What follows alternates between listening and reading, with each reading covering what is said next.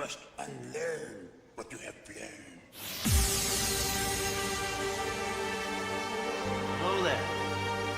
Come here, my little friend. Don't be afraid. Away with your weapon. I mean you no harm. Kill him. Kill him now. Do it. You failed, Your Highness. I am a Jedi, like my father before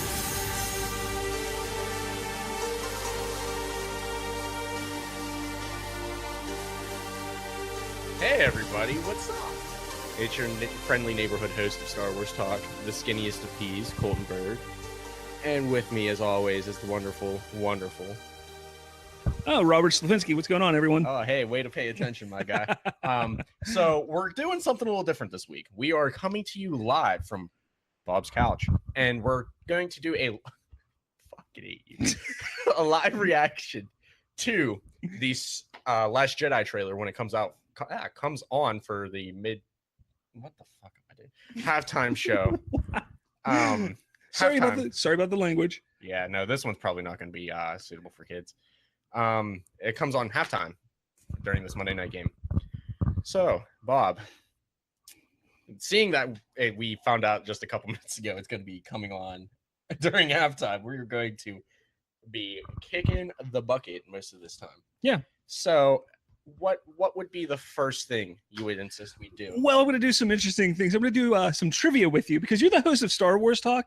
So I'm going to do some trivia with you to see how smart you are when it comes to the Star Wars universe. I'm about to let you down. About to let you guys down too. All right. So I can see the answers. No, you can't. So the first question is, what planet did Leia name as the location of the Rebel base when questioned by Tarkin? And it's multiple choice. So was it Scarif, Tatooine, Yavin, or Dantooine? Dantooine. All right, awesome. Yeah, Dig. We have no sound effects yet. You win nothing. So, are we just going to do one question every once in a while? Every once in a while, yeah. Okay. Well, this is Titty over here. You guys get to see him live for the first time. I just want to bring that to your attention. But anyway, to start us off, we got 65 more days till the release date of The Last Jedi. And tickets go on sale tonight. Yeah, I know tonight, that we're going to be buying them. And I'm sure probably immediately after the trailer.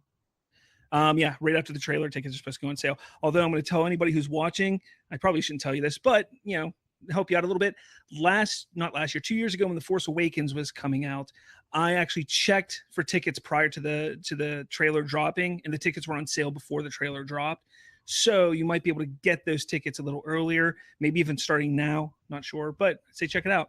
You heard it here first at us here at Star Wars Talk. They go on sale before the trailer happens. Sometimes. But sometimes, there's not always. Sometimes it's only ever been one time. So, oh, wow. Way to let us all down, Paul. So, all right. Well, okay. Look, okay. So, going back on his word here. No, what I want to say is definitely follow us on Twitter at the Remote Control. That's at the Remote CONTRL. You can follow us there and tweet us some questions throughout the show. We'll answer them if you do tweet us questions. I'm hoping you do because I think it'd be kind of cool to answer some questions live. It'd be kind of fun if you want to throw some trivia out to both Colton and myself. We'll do our best to answer the questions live. So we'll go from there. Yeah. So yeah, hit us up. Even Facebook, if you see us live on Facebook or one of our posts on Facebook, post a question, we'll answer it. Absolutely. Best to our capabilities. I got Twitter up right here, so I'll be paying attention to that as best as I can. I have my notes right here, but I'm sure I'll find Facebook somewhere. But on to our first tidbit of news. There was a book that was released not too long ago called Star Wars: Absolutely Everything You Need to Know. Okay. And they dropped a ton of knowledge about The Last Jedi. One, such as Rey isn't on Act 2 to train with Luke. She's trying to recruit him for the Resistance cause. Okay. Luke has spent the last 2 years on Act 2. If we expand upon this with what we know about the canon, this means that at the time between Ben Solo's betrayal and Luke Skywalker's decision to set shop on Act 2 is as great as 4 years, since Bloodline mentions that Luke and Ben are still teacher and students 6 years before The Force Awakens. Hey, I'm going to stop you right there. It's Octu.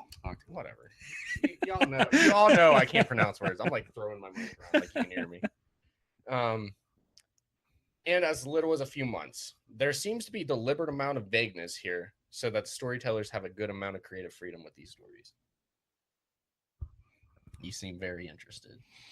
No, I am. I mean, it makes sense that she's there to recruit Luke. I mean, the whole idea of finding the map and everything was for the Resistance to find a location of Luke to recruit him. I mean, that was explained in The Force Awakens. You were. So I know a lot of people, and I even was under the impression that she was going there to learn and teach or be taught by him. But I mean, it makes even more sense. I don't know why we never thought of it that way, that it was actually to recruit him. So it's kind of weird that they just send Rey to recruit him, though, if you think about it. Hopefully they explain that in the movie, because why wouldn't Leia go? Doesn't Chewbacca go? Well, yeah, Chewbacca and R2 go as well, but why wouldn't Leia go and recruit her brother? Because she has important things to do. Yeah, but I mean, you go say, hey, come on. No, well, I got to go do stuff. See ya, and then leave. Well, I mean, that's why you're a story writer. Or send somebody else who knows him. Like, you're sending somebody who doesn't know him at all. You know, she thought he was a myth. So that's just kind of weird. But I'm sure the movie will explain it. I'm sure she would just walk up to him and be like, do it. And he would be like, go into like, he'd be like, vocal pause.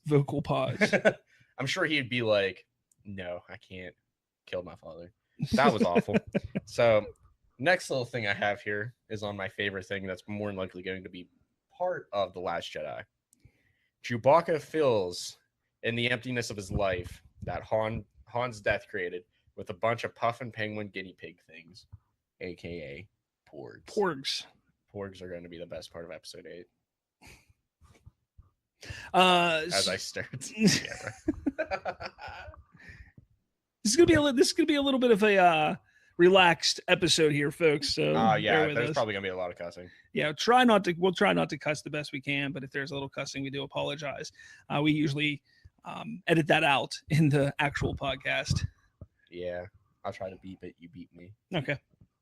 Anyway, you were gonna say something. I don't know. Was I?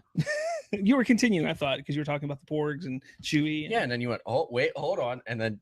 No, I pointed to the porg. I don't know what the fuck. Kylo Ren wants revenge for his humiliating defeat at Rey's hands, which makes sense. Yeah, makes a lot of sense. Some of this stuff I think was released or talked about during Celebration in April. But okay. We have explicit confirmation that Snoke can use the Force, with abilities in telekinetically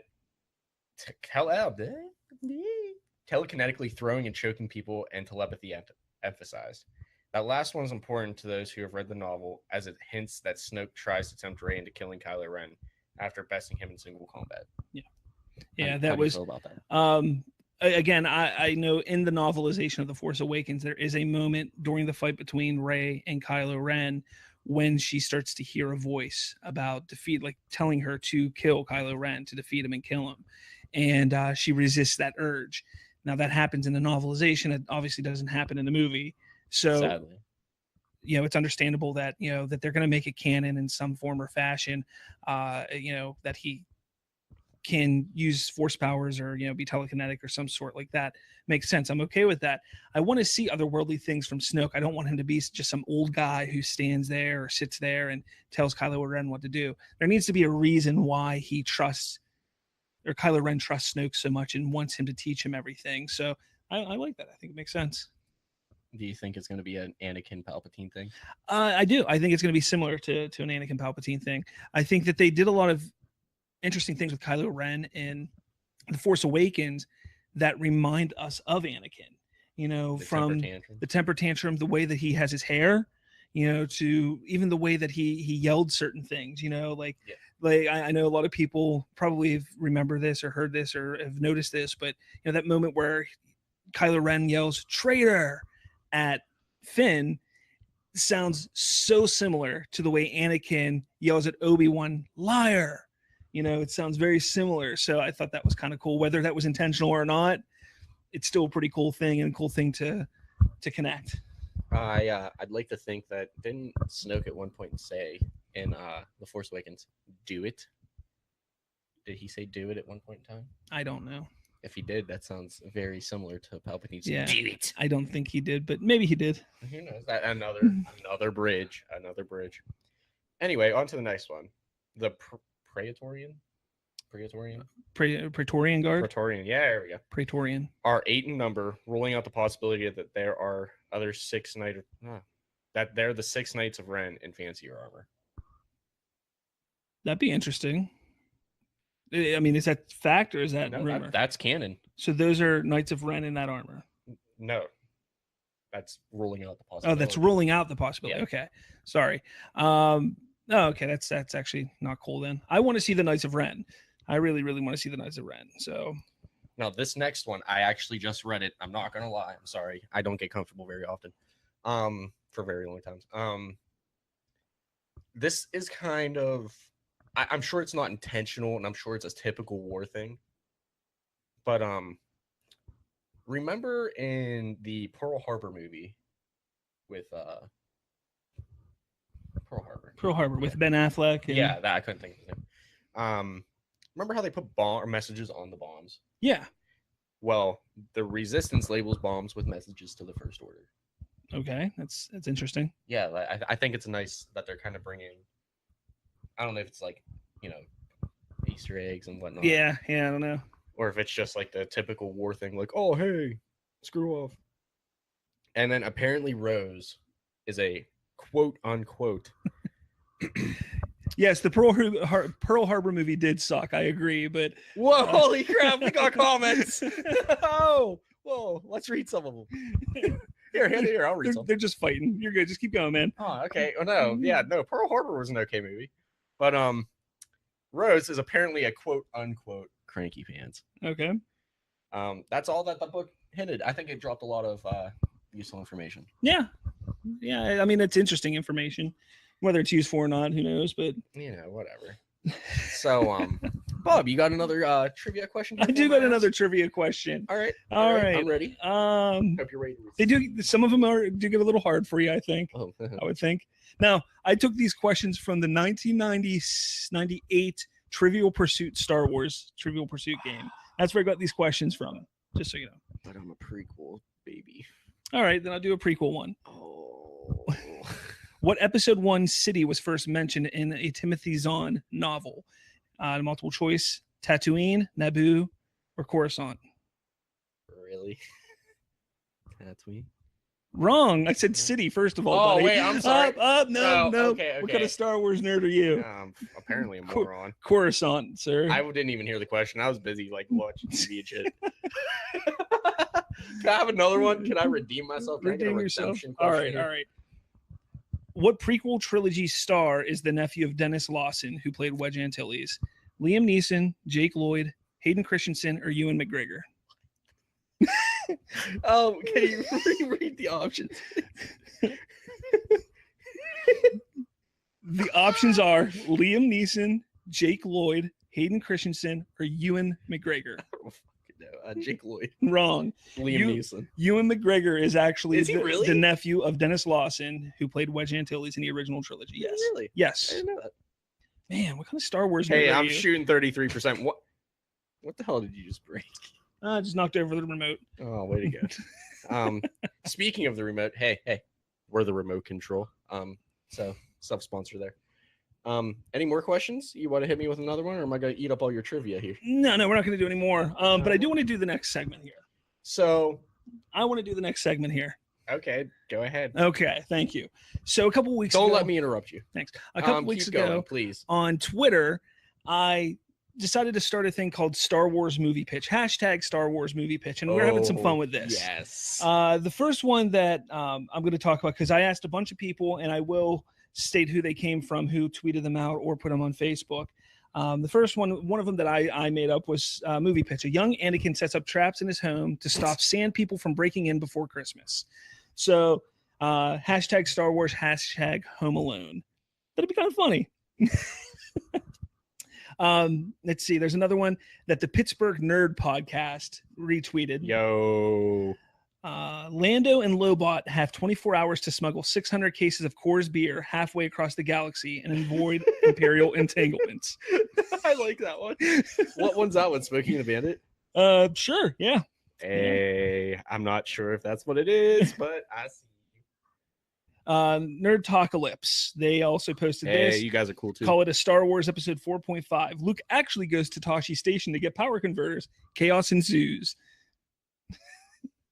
That one. I like that. That's open ended. I like that. Go ahead, play out that movie for me. I'm not going to play out that movie Come right on, now. pitch me a movie. You want me to? I'll pitch you one of my other ones. No, pitch Luke- me that movie. Luke, Chewie, Lando take Han to Canto Bight for a bachelor party, only to wake up the next morning with no knowledge of the night before and Han missing. Hashtag Star Wars. Hashtag Hangover. That'd be a fun one. That actually sounds like you watch too much Star Wars and you're like the effects of a hangover, like sleep deprived headaches and stuff. You wake up and you're nauseous because you haven't eaten in like 2 days. Yeah. Anyway, I you have like 17. know. I just want to. Don't pick out the best. Okay, we support everybody. Movie pitch: a Star Wars film in the vein of Top Gun. Hotshot Imperial pilot makes his way through the academy to join the elite Navy program. I think that would be cool. That'd be an excellent. Who did that one? Me. Shut up. I think that would be an You excellent didn't one. do that. I did that one. That was the You first one. did That not is the think first that one that I tweeted out. You did not think that. That is the one I thought about. What one did I say? I don't know. Did you say any? Ah, man, too bad we're not allowed our phones. Then there's one from Brenda Lynn Henry from Facebook, and I don't remember what group that I got this in. It's one of the many Star Wars Facebook groups that I'm a part of. We're proud of you.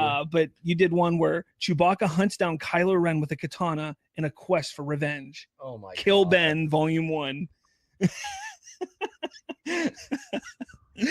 I like it. We Oh should my definitely do God, I that have one. one now. What? Two stormtroopers are on a Star Destroyer. The Resistance bombs it in half. Or no, they run into an asteroid. The two are in love. One must save the other. Hashtag the Titanic. Ridiculous. So are we getting hit with some more comments here? You want to shout anybody out? Anybody, if you want shout outs, comment. I'll shout you out. Probably shouldn't do a live chat next time. Just saying. Why? No, just people are being ridiculous. No, I'll read them. No, there's nothing to really. Well, fuck it, I want to read They're them. talking about the Borg now. It's Star Trek, not Star Wars. Just The saying. Borg? What? What are you doing? What are you doing? Well, I'm glad that you had a segment because now I have a segment. All right, let's go. Now,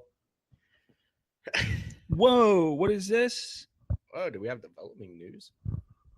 And it looks like breaking news. Check out the brand new poster for Star Wars Last Jedi and watch the trailer tonight. I like it. It's reddish. Go Let's ahead. see if I can twist it around here. Try and show it to you. Maybe you can see. Hopefully you can see it well. It looks cool as shit. That's the new poster. That is really cool. I like that. I really, really like that. We should do something similar to that. Yes, we should somehow. Excellent. Okay, so what was your next segment? Sorry for the breaking news there. I'm going to retweet this out. So if you're on Twitter, you will catch it on Twitter in 3, 2, 1. There you go. Okay, so see that on Twitter. Now Lucasfilms and Disney has come to you. Okay. They're looking for a prime TV segment or watch. Yeah. Or show. There we go. And you have unlimited money. You can cast whoever you want. You have complete creative freedom because I know that would happen. Tell me a miniseries you'd make that involves Star Wars. A mini series. Yes. Something mini. No, it doesn't have to be mini. I'm telling you, dude, that Top Gun idea sounds brilliant. Well, I'm not even. We're going to take out all those. Yeah, but that's that. I love that idea. You're starting fresh. Oh, starting fresh. So I'm going to change it to series. You get 4 seasons. Go ahead. 4 seasons. He has no idea. I've never asked him this before. Honestly, I'm going to go this route here because I think it'd be really interesting. I want to do 4 seasons on the development of Darth Maul becoming the apprentice of Palpatine, leading all the way up to that moment you see him show up in a hologram on episode 1, whenever they go, "My apprentice, Darth Maul." And you see That'd him be there. pretty cool. Like all the way. So you see his development on how Palpatine chooses him, his training, what he does, how they stay hidden from the Jedi for so long, whether it's a year, 2 years, 3 years, whatever, and they move on and up to that point where he's introduced in Phantom Menace. So it leads right into that movie. I like that. I can get behind that. How would your intro go? What do you mean the intro? Go ahead. Hit me with an intro. What kind of intro are you talking? How would you like there's music playing? You got like dun dun dun dun dun dun dun dun. dun. What? So the crawl? Yeah. The crawl? No, not even the crawl. Well, you have the crawl too, but you're gonna have like these little cut-togethers. There we go.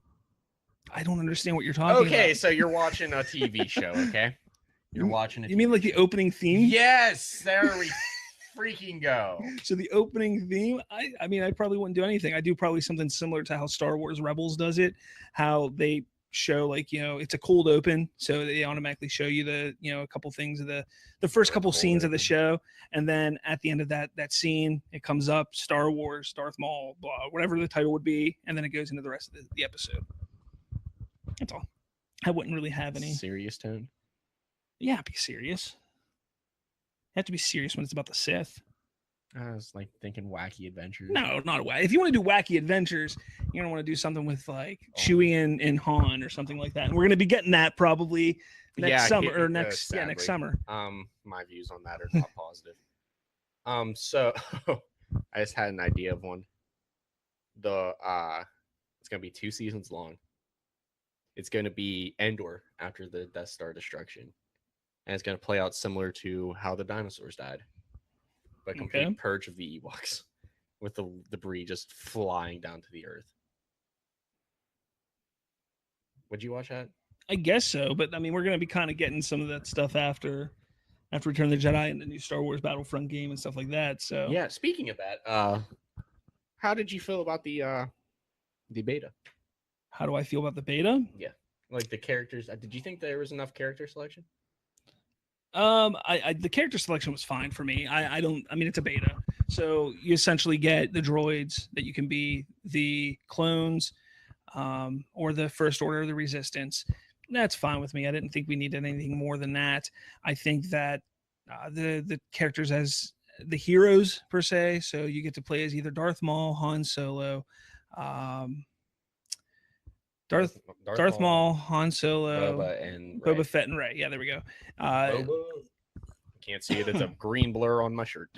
But I think that was all right. I was kind of upset that they gave us Han Solo and Boba Fett, since we saw and used both of those characters in the last Battlefront. It would have been cool to see, different characters completely. You played the space battle, didn't you?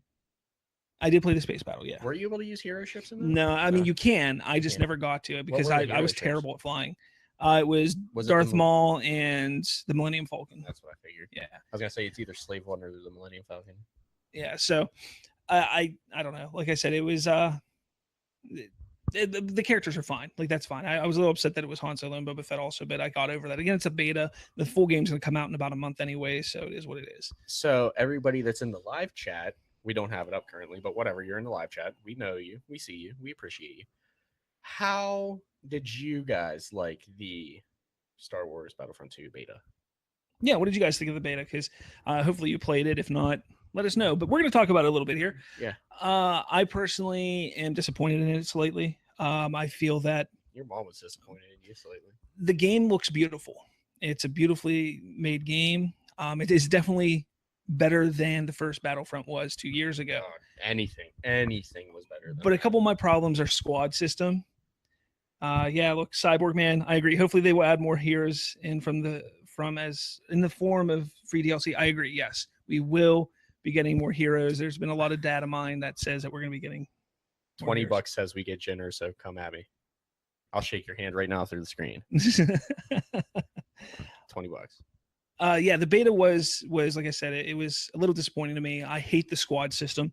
The squad system is horrible. I know a lot of people think that it's going to change come the release of the game, the full release of the game, but they mentioned this squad system back in April when they officially announced and showed footage of the game during Star Wars Celebration. And they talked about this squad system being set up like this. And it's very disappointing because it's really hard to, at least in Galactic Assault that I played, to set up any kind of real strategy whenever you're with a different squad every single time you respawn. Kind of annoying in that regard. The point system, which they brought back from the previous Battlefront games from the early 2000s, mid 2000s, I'm happy that they brought that back, but I think they need to tweak it. I don't think that you should have to earn points for all of the vehicles. I think like the lower level vehicles you should be able to utilize if they're available. If somebody else doesn't have them, you can use them. As for the heroes, 5,000 points I think is what it is for the beta to get to them. I think that'll be 3, fine. Okay, I think somewhere 3. No, that wasn't the heroes. That was the like the Wookiee, the Wookiees and stuff like that. So again, I mean, there's some things that I think that they could fix, and I think they will fix. I know you had a couple issues with it also. We got some people talking. No, is there anything interesting? That's too far away from me. I think Anakin and General Grievous will be DLC. And actually, I won't say I think Anakin is going to be tough. That's an interesting point because Anakin, is Darth Vader, and they're definitely going to have Vader in it. But it would be cool to see Anakin. Well, the original Battlefront 2 did have both of them. Really? It had Sith Anakin and Darth Vader. Okay, that's interesting. So, I mean, if they put, like, say, Episode 2 Anakin, Episode 3 Anakin, then Darth Vader, I wouldn't even be mad. Yeah, and Cyborg Man, I completely agree. The squad system needs to be like Battlefield. I think there's a reason why Battlefield has been so successful. Nerd. And I said this on our other podcast that'll be releasing tomorrow of TRC that Battlefield is so successful that they should take a lot from that and try and build from there. I'm not saying make an exact clone of Battlefield, but take a lot of the ideas and mechanics from Battlefield and put it into Battlefront. I think it'll be a better overall game if they did that. Secondary weapons. Please put secondary weapons in the game. Yeah, secondary weapon. That is so annoying that you don't have a secondary weapon. Like every other game, I press Y and boom, I get a pistol. Yeah. This one, I press Y and I get disappointment. Yeah. Again, the game's fun. I had fun. I played it every day this past weekend, Friday, Saturday, Sunday. My problem was I would play like 3 games and I'd be bored with it. Again, that could be just because it's the beta. I don't like that with games anymore, though. Yeah, it's kind of tough. You gotta sometimes. take a walk from. You gotta take away. You gotta step away from it every once in a while. Absolutely. Exactly. Also, where are all the jump-in vehicles? I agree. I completely Like agree. STAPs. Yeah. That's just like I said. ATRT walkers. If they took some of the mechanics from Battlefield series for the vehicles, I think that would be really well. Jake, what time does the trailer drop on TV? We are told that it will be dropping around halftime of the Monday Night Football game on ESPN. So if you want to watch the trailer as it comes on, kickoff isn't until I think it's about like 8:30. So you got probably at least 9:30, 10 o'clock. Yeah, I'd say probably about 9:30. And you're going to watch us struggle here. Yeah, you'll watch us until then because we want to have a live reaction of the trailer. So yeah, when you hear us shut up, it's on. Yeah, but definitely if you want to watch it live, watch ESPN's Monday Night Football. There you go, buddy. So more Battlefront beta. Again, who are you looking forward to play as hero wise? Hero wise, honestly, I'm just looking forward to just run around as a Jedi or something, or a Sith or something like that using the lightsaber. That was some of the most fun things that I on the original Battlefronts. Or not the original Battlefronts, but Battlefront 2 and then Battlefront. That was fun to just run around as like Luke Skywalker in the last game, or even Yoda in Battlefront 2 was a blast, So I'd be fun to do that stuff again. But again, when it comes to the heroes, I mean, it is what it is. Each one of them has their perks and disadvantages and such. So like Darth Maul not being able to block. yeah, that was a bit annoying. But I'm not really looking forward to any heroes. I'm looking forward to playing. I think Gungans were confirmed in game through data mining, weren't they? Really, I don't remember. I'd like to say they were, and I'm looking forward to being Jar Jar. Misa going to kill you completely on accident, just like my conception. Ridiculous. So, what was your favorite vehicle to commandeer? What in the game? Yeah. The Naboo Starfighter. I always had a really weird like for the Naboo Starfighter, and this goes all the way back to the game Rogue Squadron on the Nintendo 64. Wasn't that like a cheat code? Yeah, it was something that they added in where it was unlocked, or you can unlock it. Like they gave a cheat code out after Episode 1 came out, or right before Episode 1 came out, and you got to fly Naboo Starfighter. You had to unlock it by doing something, completing game or something like that. and I always loved flying the Naboo starfighter. And since then, I've always had it. And I also think it looks cool. I don't know. There's some things that came out of episode 1 that I think are really good. Jar And Jar. I think the The Naboo Jar Jar starfighters conspiracy. and were really cool. The Jar Jar. Was Jar Jar good? No. How about the conspiracy theory? No, No, you didn't think he was a Sith? no, he's not a Sith. You didn't like that idea? No, Why? It was such a good theory. I guess so. If you want to say that. Go ahead. Go ahead. Tell me how you really feel, dog. No, it's dumb. It's stupid. Look, I understand that in Revenge of the Sith, he's the one that gives emergency powers to Palpatine, but it was just because he's an idiot. It had nothing to do with him being a Dark Lord of the Sith. He's not a Dark Lord of the Sith. Did I strike a nerve with you? No, it's just stupid. I think you're Yeah, getting it's ready just for a dumb. rant. It's just You're dumb. getting ready for a That's it. rant. My rant's done. Okay. So yeah. If it's still up, is it still up? If the beta's still up, I'd recommend playing it. I think it actually ended at 8:00. I think it ended. At 8. Don't quote us on that. If it's still up, knock yourself out. I played 3 games today and I had fun with it. I didn't get around to playing the space battle though, and I don't really care. I hate flying planes. So for anybody that cares, kickoff isn't about right now. You just kick the ball. So we have ballpark 30 minutes in game. 30 to 45 minutes until we get the trailer. So 30 to 40. No, you got to roll in timeouts. Clock isn't running. Commercials. 2-minute warning. More commercials. Okay. Yes. Possible injuries. Yeah, it's gonna be wild. Okay. We're not going down till like at least 10. So you've read some more novels than I have about Star Wars. Yes. More recent ones. More recent ones. What were the ones that you read? I read the Aftermath trilogy. Which those are? the Aftermath trilogy takes place after Return of the Jedi, and it kind of shows you where the galaxy is at that time from after Return of the Jedi leading up to The Force Awakens. It doesn't get you all the way there, but it shows you a good bit of what goes on. The first book really doesn't cover any of your typical Star Wars characters like the Skywalkers or Solos or anything like that. But the second and third book do cover them quite a bit. Han Solo plays a big role in the second book, as does the Millennium Falcon and Leia and stuff like that.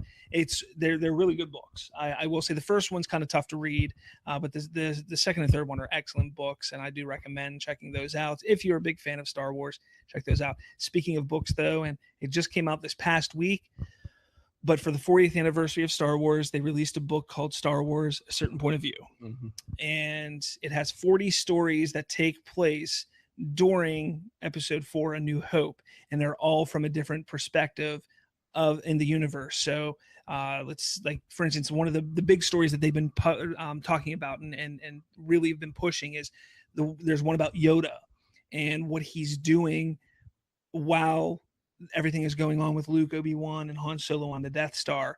And there's a moment where he actually feels Obi-Wan die. You know, and there's a moment in the book where he feels him die.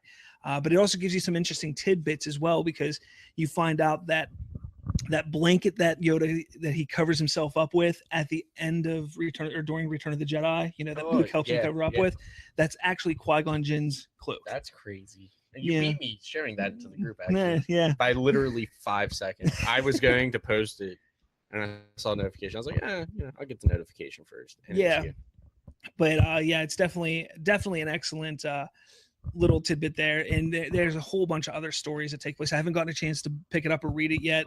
I plan to hopefully this weekend, and I'm going to start reading it, and I'll have a review where I'll talk about it at some point on one of the podcasts, one of the shows coming up. But I just think it's a great idea to just take these different perspectives of different characters throughout the universe. And what's awesome is the book actually goes along with A New Hope. So it's like, it's not like you get a story from the end of A New Hope early in the book. No, it goes right down the timeline perfectly. So I'm really, really looking forward to it. I actually read a review right when I was throwing this episode together, because we didn't do that 2 hours ago. You're the host, not me. I don't care. That it is essentially a love note written to Star Wars about Star Wars. Yeah, definitely. From everything that I've seen, it definitely is. And I thought, like, I might pick it up. I'm not gonna lie. But so we'll move on to our next little tidbit here. The Rebels season 4. teaser trailer. Would Yeah. you call it more of a teaser trailer? It was more of a teaser, yeah. So, you watch way more Rebels than I do. Not that I don't like Rebels. It's just I don't have time. I don't have time. So, how'd you feel about it? Look, I'm pumped and excited for this next season of Rebels. I know it's the final season. Everything has been building up for this final battle of Lothal, which I think is going to be excellent. I think finding out what happens to our favorite heroes of Ezra and Kanan and Sabine and everyone is very interesting. This trailer just really it's a lot of Thrawn talking. Grand Admiral Thrawn is talking about a weapon that can do a bunch of damage. What weapon is he talking about? Is it the Star Destroyer? Is it the Death Star? I don't know. It could be another weapon. So it'll be interesting because a lot of people suspect that they're going to run Rebels into Rogue One. That's what people think is going to happen. I think it should. I would love for it to meet up. Yeah, just go right in smoothly. Exactly. So I would love to see that. And so talking about this weapon early on, and obviously Grand Admiral Thrawn would know about the Death Star, being that he is such a high-ranking officer within the Imperial forces. So I think that would be excellent to see. Now, if you really think about it, he might be talking about a different weapon now. So there's a kitty on Twitter freaking out. Oh, he's tapping on the keyboard. He's a cute little kitty. No, Thrawn does have a really good place in Legends. Everybody loves Thrawn, and I still don't understand why. Not a fan of him. Of Thrawn? Yeah. I think Thrawn's an excellent character. I read 2 of the 3 Thrawn novels. I started reading the 3rd Thrawn novel, Timothy Zahn Thrawn novel. I stopped about halfway through because I was reading them, and then they announced, "Oh, we're going a different direction with The Force Awakens." I was like, "Oh, I'm done." Nope, I don't care anymore. Yeah, they're great novels. Thrawn is an absolutely excellent character, and I think they've done a hell of a job bringing him back into the fold in canon. Real quick before we move on here, Cyborg Man, we're gonna get to your question here after this, after we're done talking about Rebels here, so keep that in mind. But anyways, back to Rebels. Thrawn's an excellent character. He is. And I'm happy that they're pulling characters from Legends and making them canon. We've seen that with Darth Malak. Darth Malak is technically canon. He was in 1 episode of Clone Wars. Yeah. Darth Bane. Yeah, Darth Bane. His voice. I don't think they showed him, but yeah, actually, Mark Hamill voiced him in the episode. What's really sad is Revan. Revan is still in Legends, even though he does have a scene in Clone Wars that was cut out of the episode, which is really sad. Yeah. That and Boba. Boba was supposed to be in Clone Wars too. Remember Boba Fett was in Clone Wars. He was in multiple episodes. There was that was just something different. Helmet scene. Yeah, that helmet scene. That was all about. Yeah, they showed that at Celebration where they were gonna show how he got the dent on his helmet. Yeah, but I'm sad. Revan deserves to be in canon, and I'm gonna say Darth Nihilus. Yeah, I guess so. Just for those asking, unfortunately, look, we're just a little podcast here. We're not going to actually have the actual trailer streaming on here when it drops. There goes all our viewers. Yeah, sorry about that. But we're just sitting here talking Star Wars because we're a bunch of fans. Leave some questions. Ask us some questions if you want to join the discussion. You can talk to us on the live chat here or on Twitter at the remote control. Just hit us up. We're just talking Star Wars. This is going to be a little fun, little laid back episode where we just wait until the trailer drops, and we're going to have this a truly live reaction video of us watching the trailer. Then after you watch the trailer, jump back and we're going to talk about it. So that's kind of what this episode is. It's kind of a little laid back thing. So again, sorry if you're coming here looking for the trailer. We're not going to have it posted on our YouTube channel until after it drops. So I do apologize for that. Back to the question here, because I know we're talking Rebels, but I want to get to this question because it's a very interesting question. And I want you to talk about it first. Cyborg Man asked, would you want another Star Wars fighting game like Masters of Terra Kasai? If done correctly. I agree. Masters of Terra Kasai was not a great game. Whoa. Here's a close-up of the Porg plushie that somebody's asking for right there. Porg. So that one's not Titty. Titty's over here. It does make a noise. I'm too short. It does make a noise there. But you can find them at Target. Target sells them for $20. His friend. So you can definitely check him out there. I agree. Masters of Terrakasai. If it was done right, I would love to see it again. I just don't think that game was great. There was some issues with it. I know it came out on the original PlayStation back in, I believe, like 2001. Maybe 2001, I maybe think like 99. Was it 99? Maybe. Now, do keep in mind in 99 I was 3. Like, so I can't really put too much weight on that. Yeah, but I wouldn't mind seeing something like that. I think it'd be kind of Like, cool. A fighting game that would be no lightsabers, Star Wars. Yeah. Unless you get a special. Here's the movie. thing. I think it'd be kind of cool is take a game like Bushido Blade Yes. and do something like that with the lightsaber aspect. I think would be phenomenal. Yeah. You know, like Bushido Blade. If you never played Bushido Blade, again, it was another PlayStation 1 game. Bushido Blade 1, Bushido Blade 2. Check them out. Excellent samurai games. Excellent games. I think that they could do that with Star Wars with the lightsaber aspect. And then on the flip side, do another game that doesn't have the lightsabers where you have like Han Solo fighting Boba Fett or something like that. hand to hand. That'd Because be cool. you do have to take in consideration the lightsaber would destroy the canon of the lightsaber. Yeah. Because I can hit you with a lightsaber, Exactly. and you don't die or lose a limb or anything. All I have to say, Cyborg Man, is I bet you porks taste good with some barbecue sauce. That's all I have to say. Cyborg Man, and we appreciate you actually participating. Yeah, thanks, man. We appreciate you. Yeah. Anything else interesting in the comments? So far, nothing too much. They asked about the Porg, showed them that. Let's see, talked about the trailer, what time it dropped. Where can I get see trailer live stream? I'm sure you'll be able to find it on, again, the live stream Memento. If you're still here, it's going to be on ESPN around probably 9:30ish, somewhere around there during halftime of the Vikings and Bears game, Monday Night Football. Then I'm sure it'll be right on Star Wars YouTube channel immediately thereafter. StarWars.com. StarWars.com, Star Wars Twitter, Movienet.com. Facebook. It's going to be everywhere. Everybody's going to be posting it. Yeah, we're gonna post it. It's going to be everywhere. And a halftime. So be on the lookout for that wherever you can. Um, Memento. I'm gonna get you a little off topic here. We're gonna not talk about Star Wars for a second. What? Do you think's gonna win this game?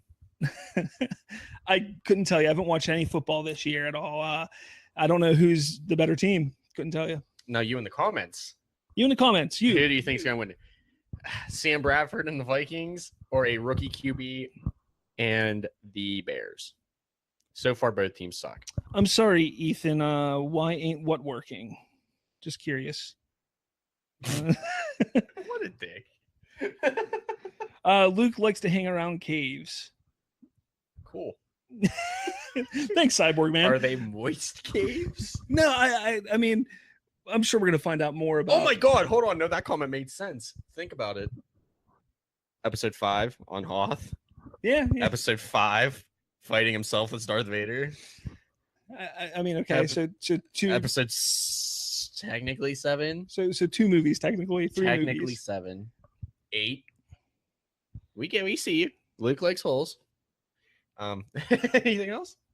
Comment section. You're giving us life right now. Yeah, I enjoy it. We got 8 people watching right now. Hey, Ethan, I hope that you actually get a chance to get your stream working. It's working for us fine. I have it up on my tablet, so I know it's working, so I see it there. So I hope it starts working try for you. refreshing. Obviously, if his stream's not working, he can't hear what we're saying. Control Alt Delete. Okay, so Task manager and command. let's see what else we got going on here. So Oh yeah, you're right, exactly right. Episode 6 deleted scene building a lightsaber. Was he building it in the cave? I thought he was actually I thought he was in Obi-Wan's hut, like his former home on Tatooine. I could be wrong. I could be wrong, but I thought that's he's what not it was. a nerd.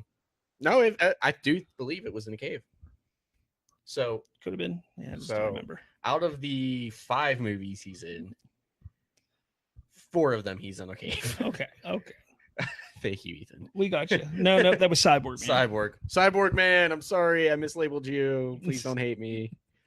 So, no, you got any more trivia for me? I'm really interested. What's some I'm more listening. trivia, dude? I'm Yeah. gonna run out of trivia questions here if you keep asking for them. Yeah, no, I'm trying to redeem myself here. How many seats are in the cockpit of the Millennium Falcon? Sure, and this would be multiple choice. Thank God. 1, 3, 6, or 4. 4. Yep. Yeah, you got one. Shooting 2 or 500.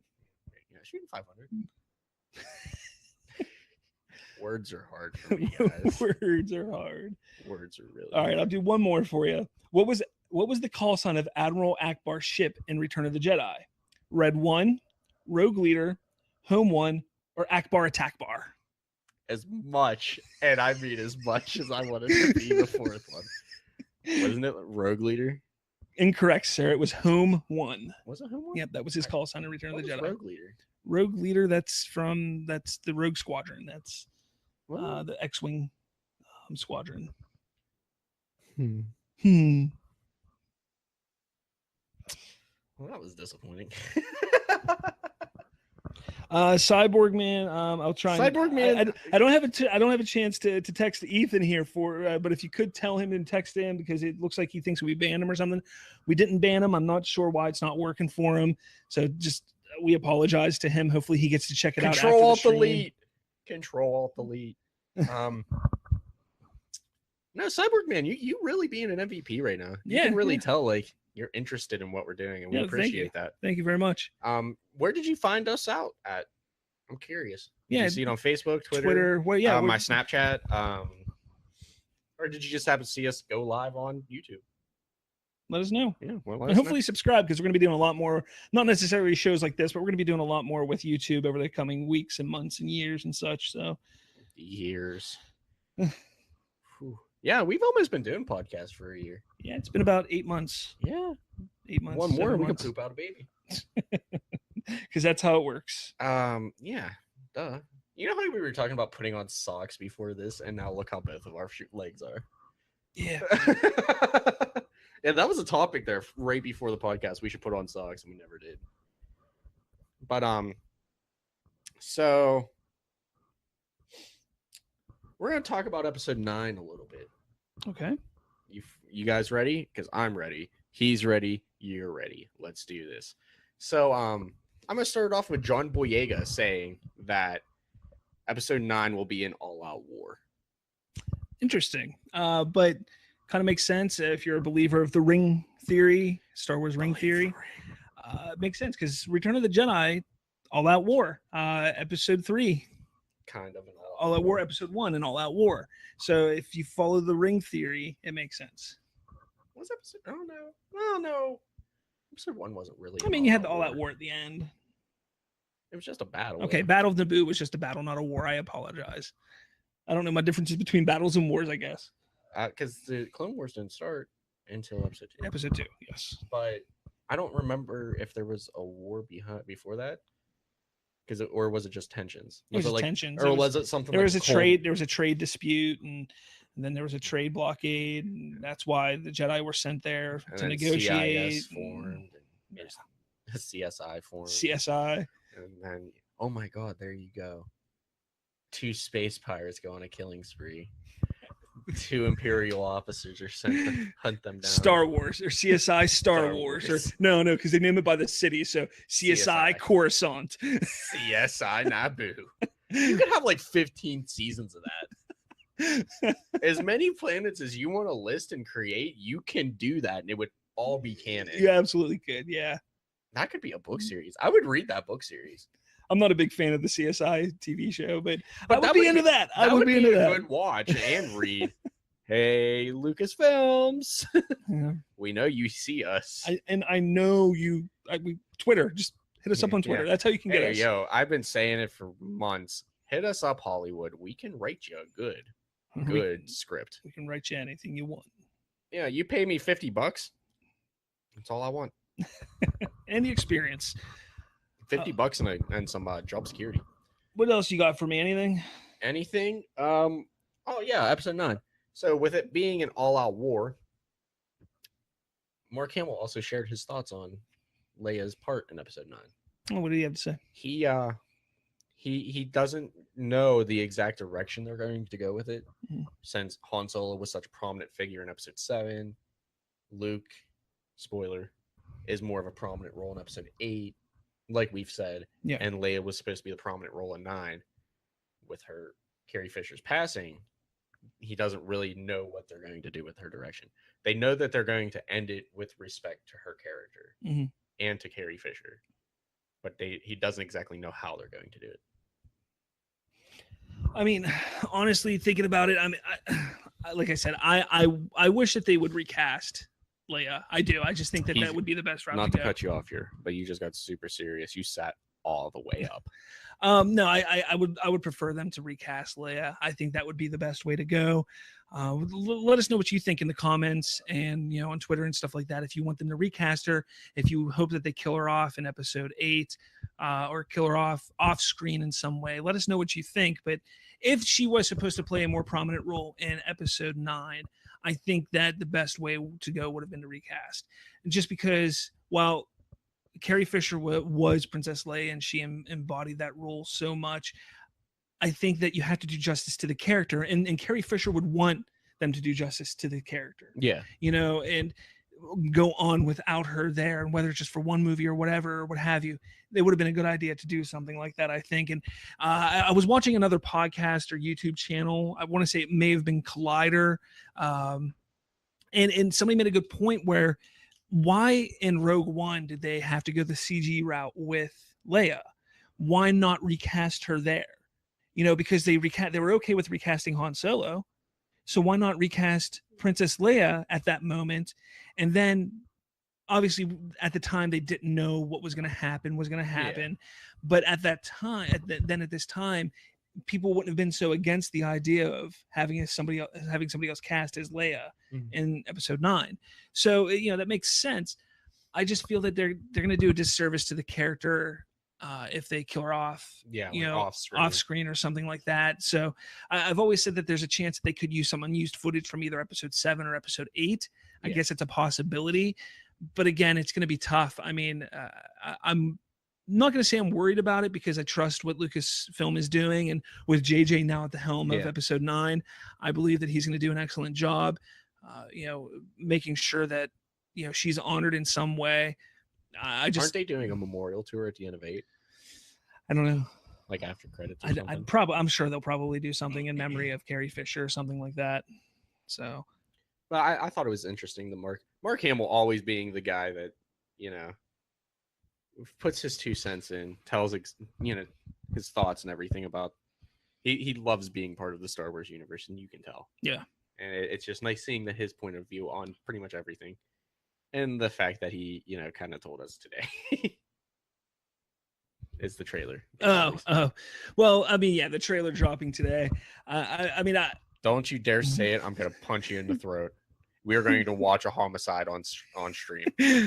I mean, I did tell you all. I'm going to stab him in the fucking throat. No, besides the fact that I told everybody that it was going to be a Monday Night Football around the middle of October, nobody believed me. Mark Hamill did state. Mark Hamill believed. Yeah, Mark Hamill believed.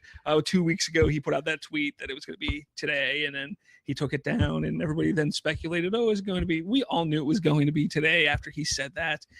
So then he made a humor, a funny tweet today or yesterday. No, yesterday he made a funny tweet. He posted a tweet and said, he retweeted, I think, Star Wars Twitter account and said, "You didn't hear this from me about the announcement of their trailer being today." So I thought that was kind of funny. He loves being part of the Star Wars universe, and he loves anything he does. Like, you could tell his passion for whatever he does is there. Like, Jamie Moleman, I'm sorry if I screwed up your name there. Hey. States that tickets are available. Just purchased my first 3 viewings. Awesome, Jamie.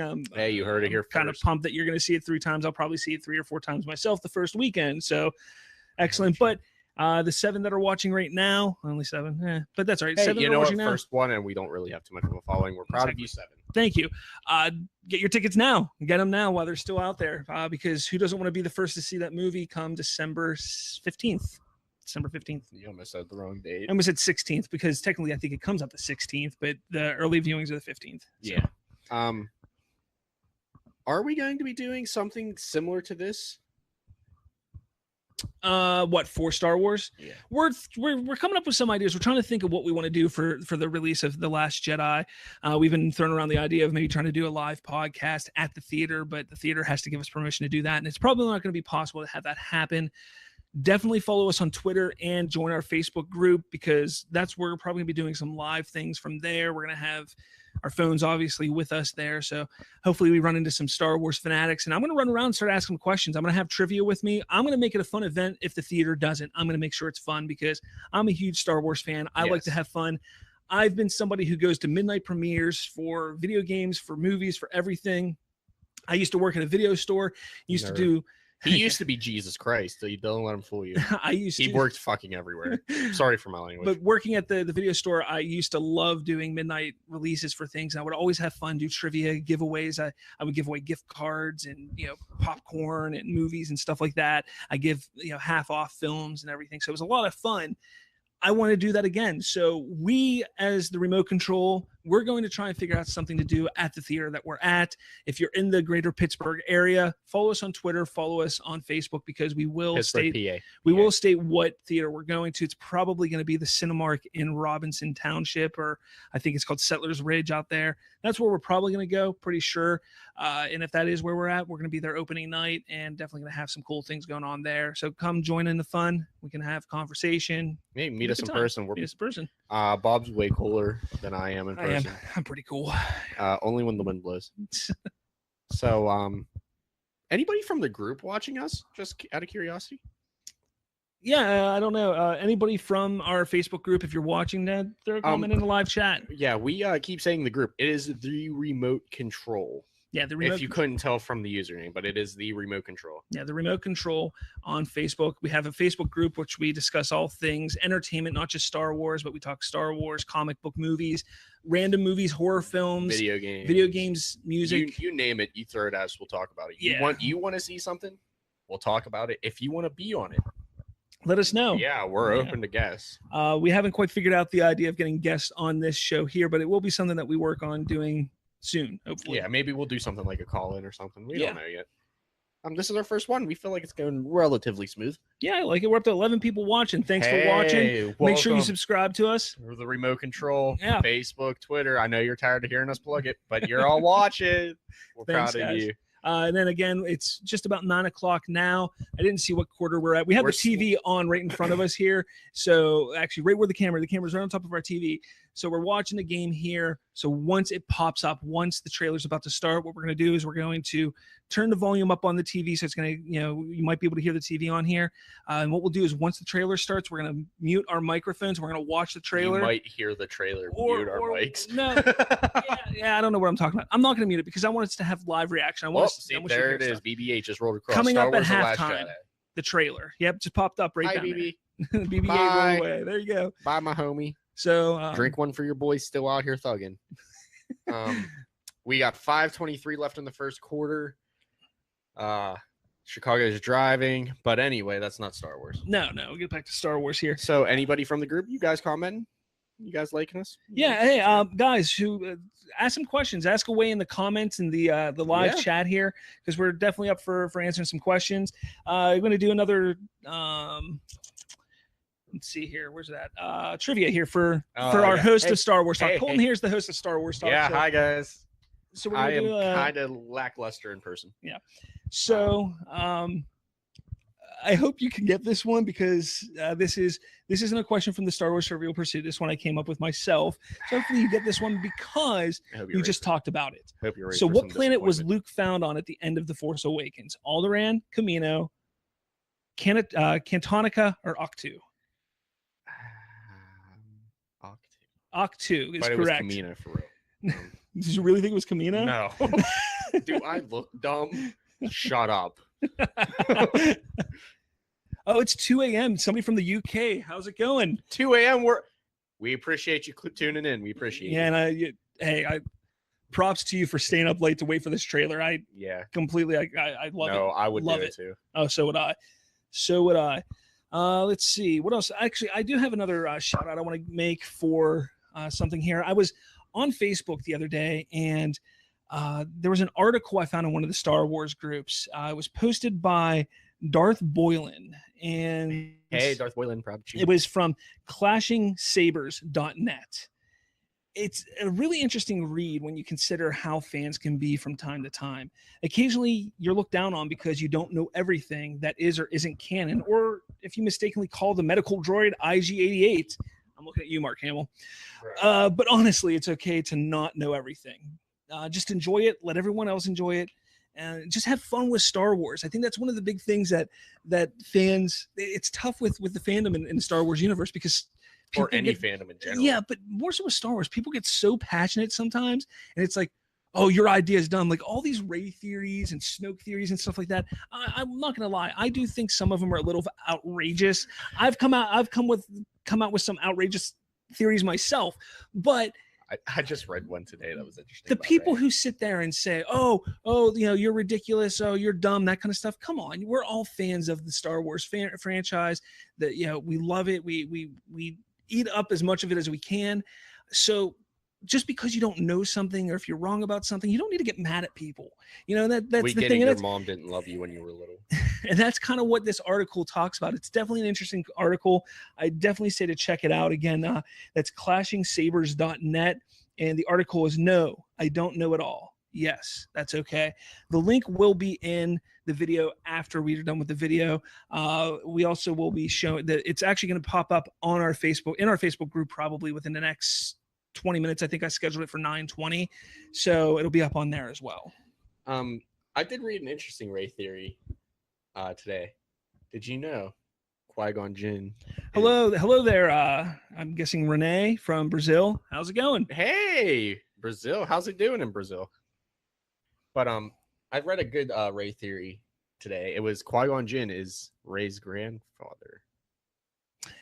Didn't you said something like that a while ago? I think during one of our podcasts where we were talking about our theories and what. Oh yeah, different and I was theories just and stuff. screwing around. And you were just throwing out names like, "What if she's a Jinn?" And I was like, "How is she a Jinn? You mean Jyn Erso?" You're like, "No, Qui-Gon Jinn." It would be interesting. I guess it's interesting. I mean, I mean, the timeline would. Yeah, that'd be like great grandfather. Yeah, but again, even grandfather. Look, in best case scenario. I mean, we're live. You may have not heard our other podcast, so we're going to say it here. What is your favorite and the theory that you hope happens in The Last Jedi for Rey? Who Rey is? Who Rey is? Rey, in my eyes, is a Kenobi. I do agree. I agree. I think that's the best way to go is her being a Kenobi. I know everybody's like, but it has to be a Skywalker. It has to be a Skywalker. We have Kylo Ren as the Skywalker bloodline. Kylo is the Skywalker. He is the Skywalker.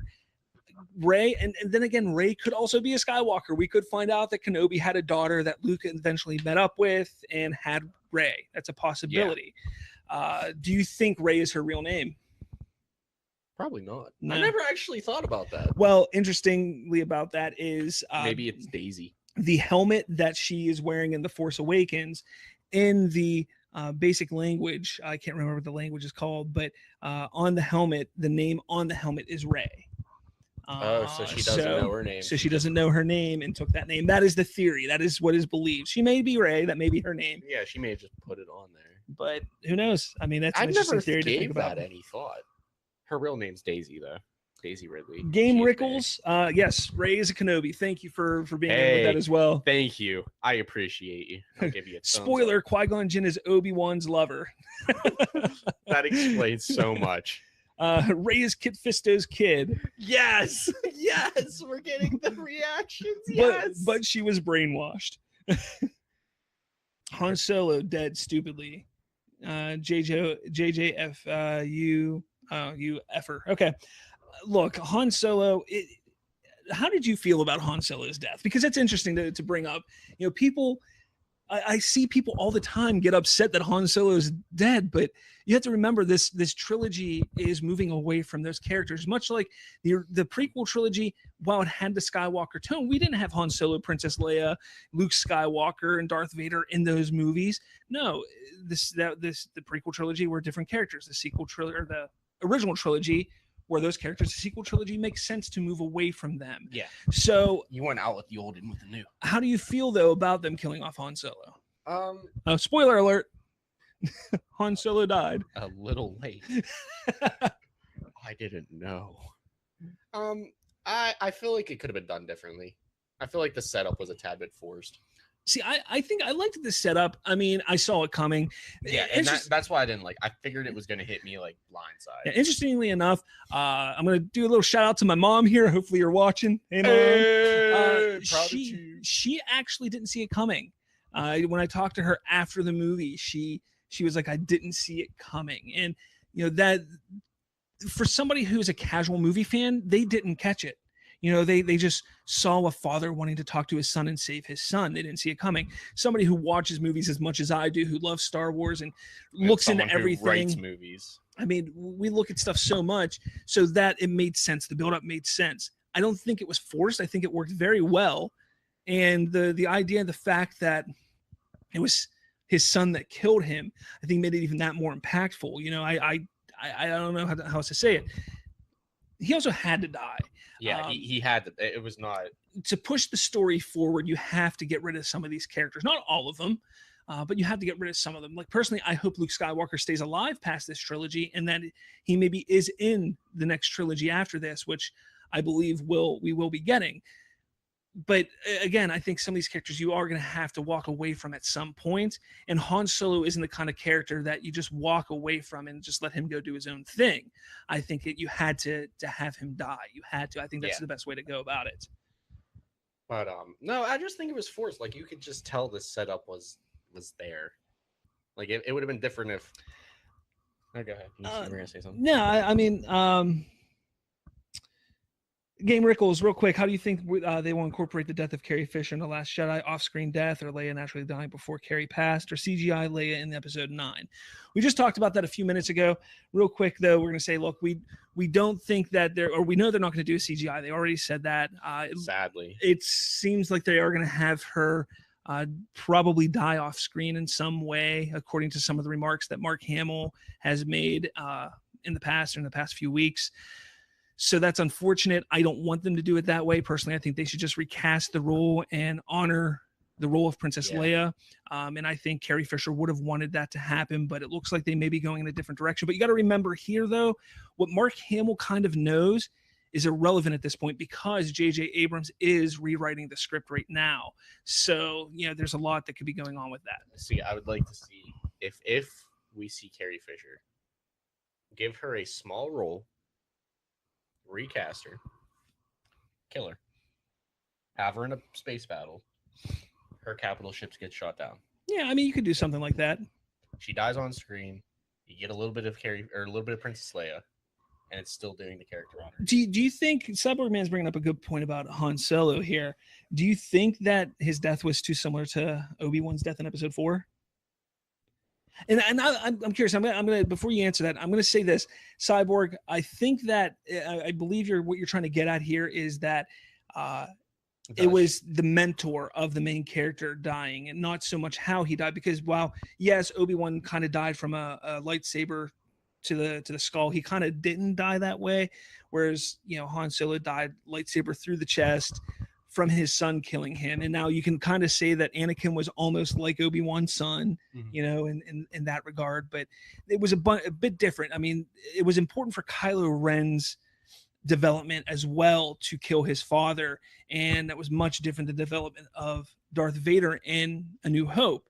So when you really sit there and think about things, wow, yeah, okay, the mentor aspect is similar, but I don't think anything else is. But what do you think? I think, and I'm going to replace Episode 4, Darth Vader and Obi-Wan. I'm going to say it's more interesting and more comparable to Qui-Gon Jinn's death in Episode 1. Yeah. For Obi-Wan's character development. You got to see Obi-Wan saw his master die. Yeah. Fought the dark side not to use his aggression and anger. Then was forced to become the master. Yeah, I mean, you're definitely right about that. It's more comparable to Episode 1 than anything. Qui-Gon's death. Yeah, I buy that. I definitely see that. Yeah, see the host coming up with ideas. Let's see, what else do we got here? Why do you guys think the Star Wars community is so broken? Honestly, I don't think that it's broken. I just think that we need to stop fighting with ourselves about what's legends and what's canon. Not only that, but everybody has an idea of what they want in the Star Wars universe. We're sitting here talking about Han Solo not dying or dying, and you wish that he wouldn't have died a certain way or died at all.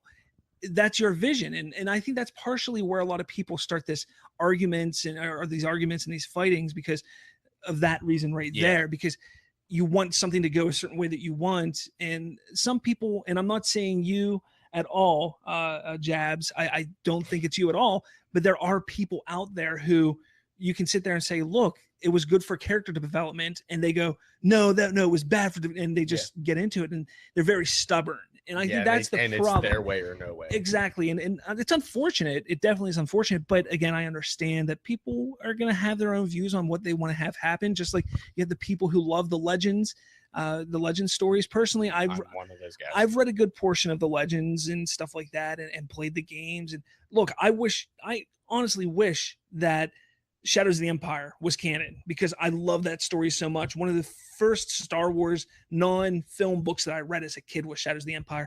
I wish it was canon, but it's not as of right now. Eventually it may come back into, because I believe in the book A Certain Point of View, they actually mention what was it called? The Black Sun. They mentioned them in that book. So it could be leading towards it possibly becoming canon, which is cool with Shizor and stuff like that. That'd be cool. Not to cut you off here. Second quarter just started. But going with things, I think it's really interesting to question why is it broken? Again, I don't think it's broken. I just think that there's people that have a certain point of view that they want to put forth when it comes to Star Wars. And every fandom has its toxicity. We all have toxic fans. The remote control, we don't have toxic fans yet. Are you talking about the Last Jedi poster game, Rickles? We've only looked at it briefly. I don't know. Can you pull it up on your iPad here? Yeah. What was it on Twitter? I'm sure you could just look it up on Google now or something. It was on Tinder. Swipe right. Swipe right. Oh, no. But I'm sure I can find it real quick here. No, I'm working on it. Okay. I did not look at the poster. It's interesting. He states, Game Rickles is stating that Poe, let's see, Poe is on the right-hand side along with all the other dark side characters. He's asking if it's significant, or if it's coincidence, or maybe just nothing at all. We actually looked into this a little bit ago, with the new book that was coming out the beginning of the podcast. Rose and Finn were both in the dark side chapters of it. I think it's because they do go undercover. Yeah, I believe they go undercover in the movie, so they're kind of like keeping it. You never know though. We don't know the movie. We didn't read the script. They could be evil. But no, it is interesting how Poe is on the side of the dark side there, or the First Order and such. I was talking about Finn. I'm sorry. So, yeah. No, I think it's just lack of space. It might be lack of space. It might be. I don't know. I don't think he's going to go to the dark side. I think his character development that's gone through in some of the books and stuff like that. Not the books, the comic books. I think. I think there's a Poe Dameron comic book. I think is what it is. No, there is. I don't think they're going to go that route where he's like he may go undercover on the dark side, but I don't think he's going to be. Let's think about this here. Let's say it is a great poster though. Absolutely great poster. Phenomenal. I think it's better than the Force Awakens poster. I absolutely love how Carrie Fisher's in the middle. But let's talk about this for a second. Since we're going to talk more about the ring theory here. Han Solo wanted nothing to do with the rebellion. Wanted nothing to do with it. True. Poe has been in the rebellion, the resistance and rebellion, and the Republic. Most, if not all of his life. Yeah, pretty much his entire life. His parents fought at the Battle of Endor. What if he wants nothing to do with it and he's opting out? He's running away. So be like the opposite of Finn? Yeah. I mean, that'd be interesting. I don't think they're going to go that route. I mean, they could, but I don't think they will. You never know, though. A good question. I'm sorry we kind of missed it here. I'm trying to get at all the questions that everybody's asking here. So yeah, we're keep it up. For our first stream, we're doing a hell of a job. We're trying. Add on Poe. Given that it's 2017 and it's Disney, do you think Poe and Finn will be shipped into a relationship, or do they not dare in case of any backlash?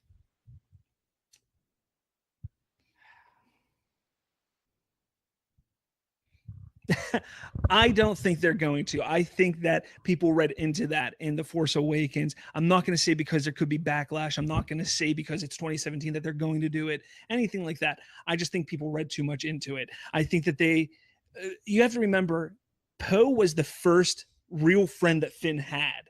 Like, he was a friend. I mean, yeah, they met, they escaped from the First Order, and then he was gone for the entire movie until, the last quarter of the film. And with that, though, he was worried about him. Finn was worried about him, and vice versa. When Poe found out that BB-8 was still around, I'm sure he was like, I wonder if Finn's with him. And he found Finn, and they're bros. Yeah. I mean, that's all it is. I don't think there's going to be anything there. And that's not to say that there couldn't be or there shouldn't be.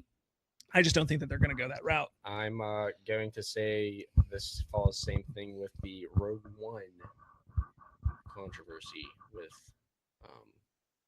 I can't think of his name. Cheert and Baz Yeah. and Cheert. I guess just keep so. looking at the camera, like I guess. I mean, you can go that route. A lot of people were saying, "Oh, they're gay. They're gay." Did No, they ever they're say? not. Did they ever admit that? I don't think they did. No, it's literally. I'm going to refer you to our Rogue One commentary. That's all I'm Yeah. going to say. Yeah, we have a commentary that we did a few months back I on our podcast. Went on a 10-minute rant with this. Which you can find on Podbean, iTunes, Stitcher, all those podcast apps. You can find it. Just look up the remote control. It's the same logo that we have here, and then we have our Star Wars episodes, our commentaries, and stuff like that. Even go to the website. Yeah, check us out Find on the it even website, remotecontrol.com. But come on, keep those questions coming, guys. Yeah, we're loving having it. fun. I'm having a great time. Yeah. I'm having a blast. This is actually a lot of fun. I love doing this show. My here. voice is just naturally monotone. So I have a segment for you. Okay. Now, I know I'm gonna wait for you to drink your water. Keep hydrated, kids. I know you being a huge fan of, if you're not going to continue the saga after episode 9, do prequels to episode 1. Yeah. How would you put an Old Republic film? How would I put an Old Republic Yeah. film? How would you make it? I mean, I would go far enough back that you would see the great, like the Sith, Jedi like the Purge great and Jedi everything. Purge and this huge Sith war where you had hundreds of Sith, not the Order of 2 or anything like that. You'd see a whole bunch of Sith. Would you put Darth Revan and Darth Nihilus and all them in the movie or series trilogy, whatever you would do? Would I put who? Darth Nihilus. I mean, I Darth think Malak, I Darth think I would go Revan. the route. I would, if I did a Old Republic trilogy, I would actually focus on the Sith. I would focus on the evil aspect inside of things, change it up, make it completely different. This is where Lucasfilm and Disney can go crazy. They could do something completely because it's different. Yeah. And explain to us and show us how Sith. the role of 2 became. That'd be There's- cool. You've played Coder 1 and 2, right? What's that? You've played Coder 1 and 2, right? Knights of the Old Oh, Republic. yeah, KOTOR. Yeah, Knights of the Old Republic. Yes, I played Um, those. The old lady, Darth. What? No, what are you laughing at? You can't do that. I can't No, think he of just it. said we're back on our Rogue One thing about they put a bag over a blind man. That is stormtrooper logic. So Bruh. I like that. The old lady in the games, Darth. She was a Sith. Darth. I don't remember. I'm sorry. She was the old lady. Help me out.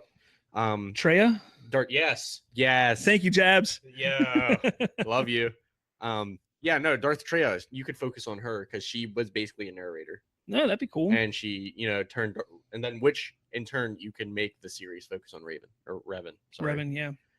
Because he did start off as a Jedi, went to the Sith, kind of redeemed himself a little bit, and then he did fight Nihilus and Malak, and you can keep tying in all the dark side. Yeah.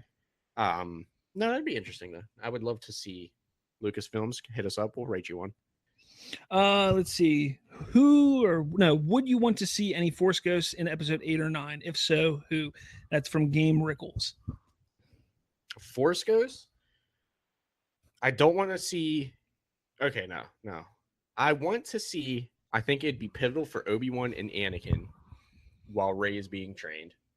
Didn't we talked about this on a previous podcast? I want Yoda and Obi-Wan while Rey is being trained. I want maybe even Qui-Gon. I want Qui-Gon because Qui-Gon could help out. For Kylo, I'd like to see Anakin. I think Anakin would be a nice little plot development thing for him, character development. Here's what I think. I think if you're going to have Rey be a Kenobi, I think you have to have Obi-Wan. Yes. I do think we're going to see Obi-Wan as a Force Ghost. Yeah, even because Luke's there. Yeah. And even because of Luke. I think we're just going to get, if we get Yoda, it's only going to be a small snippet. I don't think we're going to get a whole thing with Yoda. I do want to see Anakin so bad. I want to see Hayden Christensen as Anakin, as a Force Ghost so bad. I know a lot of people don't like it. It's canon. In Return of the Jedi, yeah. It's canon. But I'm saying is, I want to see him now because I want to see him. That was almost a hell of a catch.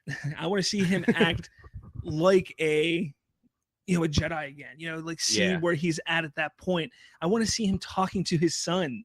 That's what I want to see happen. You want Luke? Yeah, I want to see him talking to Luke. Like I think that would be excellent. I don't think he's going to be conversing with Kylo if Anakin is a Force Ghost in the movie, because that would negate everything that Kylo has been doing. He's trying to be more like Darth Vader, and if he sees his grandfather Anakin not being as Darth Vader, then that kind of screws his development up. So that's my opinion on that. So I'll ask you this. Jabs, excellent point. The light balls from the Clone Wars. I really, really like that. That is excellent. I'm sorry, I can't believe I never thought about that. Refresh. In the Clone Wars, there's these light balls that were. I can't remember everything about it. I can't remember the episode, but essentially they're almost like spirits of. No, I remember. Force. I can't remember the episode. It's been a while. I binged the entire Clone Wars series about 3 or 4 years ago, and I haven't gone back and watched them since. And I want to, but the Clone Wars was so good, especially after they took it off of the daytime. TV, and they turned it onto Toonami. And it got really good. What would hit you as a surprise in episode 8? What would you not expect to happen in episode 8? What would surprise you if it happened in episode 8? I don't know, because I don't know. If I say it, then it's not going to surprise me because I've said it. No, shut up. You're a slut. No, who are you? No, I'm gonna say here, because everything Disney does is technically canon, and we have seen Sith ghosts. Yoda to Ezra. He didn't use those light balls in Rebels. No, he came to him in a vision, Yoda to Ezra, if I remember correctly. Yeah, I'm gonna let you answer Rebels. I haven't. I'm so far behind. I'm on episode 2 of Rebels, season 1, episode 2. Think of this Delta Squad anthology movie. Down. Oh completely my God! Down. Please. Completely down. Or even a 501st movie. I do hope we see the Knights of Ren. I don't think we're going to see the Knights of Ren jabbed. I don't know though. I want to see them really bad. If we're gonna see them, but it's not gonna be anything major. It's gonna be when Luke's Jedi Council died, or Jedi Temple gets purged, and a flashback when you see him put. Yeah. We're gonna see the Knights of Ren. In the last trailer we saw more of that footage. We saw more of the temple burning and stuff like that. So we may see the Knights of Ren there. But we're not gonna figure out who they are. We're gonna see the Knights of Ren, and that's it. They really do look cool. I do agree with that. I want to see them. It was such a tease in The Force Awakens, and we didn't get it. And what's sad is they didn't even do any novels or anything about them. No, we really completely mysterious. We really don't have much about them at all. Not at all. I'm fully interested though. I'm curious as to who the Knights of Ren are. Yeah. As am I. Let's see. Got a notification on Twitter. Let's see if this is anything important. Nothing. Nope. Oh man. Sorry. We're gonna just stay with the live chat here. You guys are doing great. How many views are we? Viewers 19. Wow. Hey guys. What's going on? Welcome to the chat. Yep. We're looking at probably here in the next 10-15 minutes. We're gonna see the trailer here. No. Yeah, they're about halfway through the third or the second quarter. They got 10 minutes left. That's 10 minutes. No, it's not. It's not 10 minutes left, really? Yeah. Okay. Hey, but keep it going. We probably got to about 10. Anywhere between 9:30 to 10. What snippet are you talking about, Game Rickles? The last one that I saw was the one with Rey swinging her lightsaber around. If there was another one, we'll look it up right now and watch it on show here if you want to ask the question. Wait, what's the snippet? Again, the trailer, like I said, probably 10, 15, 20 minutes or so. That's when the trailer should come out. It's going to be halftime of Monday Night Football. Yeah, JJ, I know JJ loved the Knights of Ren, and I don't know why he didn't add them in more, Jabs. I don't know why. I guess just for time's sake. You know? I think they're trying to keep them mysterious on purpose. Probably. They didn't think they were going to be that big of a character. A mechanical hand snippet. Is it the one where she's handing him the lightsaber? See if you can look it up. Mechanical snippets, something like that.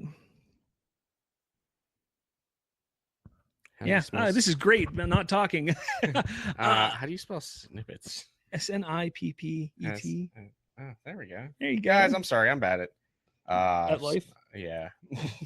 What am I doing? So, how is everybody today? We're going to go a little off topic again. Okay. Oh, so you're talking about the one where she's. So, what's your question then, Game? Because I'd like to know. I think I did maybe see it then, probably scrolling through Twitter or something like that. You can buy a what? Hold on. A mechanical hand? Really? You can buy a mechanical Star Wars hand. It's a Star Wars science kit. That's amazing. It's on Amazon. How much is it? Tony, the game is actually at a commercial right now. As soon as it comes back up, I'll tell you how much longer is left in the second quarter here. For $171, $72 and small change, you can get a Star Wars Science Darth Vader robotic arm on Amazon. That's pretty cool looking too. It does have small parts, no children under 3 years old. Oh man. Hey, I don't know, Jabs or Game Rickles, if you have Twitter, follow us on Twitter. It's at the remote control, the remote CONTRL. Follow us there. Maybe if you can tag us in the snippets that you're sitting there talking about here, because I'd love to see them. I may not have seen them all. Again, I've been busy. We've been podcasting pretty much all day, trying to stay up to date with everything, but it's kind of tough. There is 9:57 left in the second quarter of Monday Night Football, so probably another 20 minutes until we get the trailer. Yeah, if you're not watching football, it's an awful game. Don't even waste. Yeah, it's a very odd score. If you hear me say, "Hey, it's almost halftime," turn on the game. We are I've been kind of periodically staring at it. Yeah, it's awful. Sam Bradford's 1 for 5, -5 yards. The score is 2-0. Yeah, it's bad. It's like a hockey score. It's really bad. But it's not nearly as exciting as hockey. You can't fight someone in the sport without getting a suspension. Anyway, so I'm going to move us on here to the Han Solo film. Oh, boy. Yeah, the train wreck that is the Han Solo film. So Ron Howard has confirmed a new planet for the Han Solo film called Corellia. The game is the Minnesota Vikings against the Chicago Bears, by the way. Yeah, no, it's awful. Kylo is Rey's father. That is actually oh my god. That is a theory that I've heard in the past, but it's unfortunately probably not possible because Kylo is like 28 and Rey is, I think, 19. Just please tell 20. me you're not being serious about that. Just please tell me you're So not. what are you talking about the Han Solo film? We're going to get back to the questions here in a second. We're going to talk about the Han Solo film, though. Ron Howard confirms Planet Corellia in Han Solo movie. Han Solo pilots a Corellian starship, so makes sense. I forgot about that. I'm not even joking. I forgot the Millennium Falcon was a Corellian starship. Yeah. So, but no, we actually get to see the planet now. Yeah, Ron Howard has been doing an amazing job of fixing, single-handedly saving the film. Saving the film, not just by directing, but by the promotional stuff that he's been doing on Twitter. If you're not following Ron Howard on Twitter, I suggest doing it now because he's done an excellent job with it. Sorry, headphone users. I just dropped my mic against my chest. Force babies, man. Impregnated by the Force. I would like to see that theory. It's a possibility. I know that there's a lot of people who think that Rey could be a reincarnated Anakin or something like that. That would be cool. I wouldn't hate it, but I want to see them, honestly. If she's not a Kenobi, I want to see them go in a completely opposite direction than we've ever seen before. Something crazy and off the wall. I think that's something that could be a test tube baby. No, something that could be, a clone baby. Controversial even, to Star Wars fans. Clone would be cool. They just didn't eat. The Force is a player. That's for sure. Who did that? That's Jabs. Jabs, I love you, man. Or girl, female. So no, I would like to see a Camino. There's two things I would like to see that would kind of blindside me a little bit because they're kind of off the wall and ridiculous. One, Yoda using the Force to create life, and that's how Rey's born. She's just like Anakin. Yeah. Or we see Jabs is the dude, by the way. Hey, dude. I'm sorry. I don't want to offend anybody. I appreciate you telling me your gender, guy. Finish what you're saying. I'll get to that because it's pretty funny. So no, you get like a little snippet of Camino right before the Empire kind of shut it down, and Palpatine's or Vader steals, some cloning equipment. Yeah, it'd be interesting. That's how Rey's formed. Anyway. All right. Watto is Anakin's father. Will we show the Guardian? I apologize, Guy. We will not be showing the full trailer on this this broadcast here. I'm not. This is essentially our live reaction. We do a weekly Star Wars podcast. We're doing a live podcast today so we can have a live reaction to the trailer. It's on Monday Night Football. We have the TV on up in front of us. There's about 8 minutes left in the second quarter, so we're waiting for it to come on. I think actually maybe 7 minutes or something like that. But either way, we're waiting for it to come on so we have a live reaction. We're going to talk about it after that. So sorry, Guy, we will have it on our YouTube channel afterwards. Hey, full heads up disclosure, guys. This is one, if not the longest podcast we've ever actually done. We're going on an hour and a half. I'm fine with that. I think this is a great episode. I like it too. We got some crowd interaction. You're doing better than our Facebook group, honestly. Yeah, and I really appreciate it. This has been a lot of fun for you guys, or I hope for you guys too. And you guys are leaving some funny comments. I'm loving them. You know, Bob's the only one reading them. I can't read them. Watto is Anakin's father. Please make that canon. Watto is the hero of episode 6. If you look closely, the signs were always there. And then Cyborg Man, Watto is definitely linked to Anakin's mom. I'm sure she is, or he is. I love you guys. I literally love it's been awesome. Rey is the love child of Luke and a Porg. What the hell? Thank you, Michael Anthony. Yes.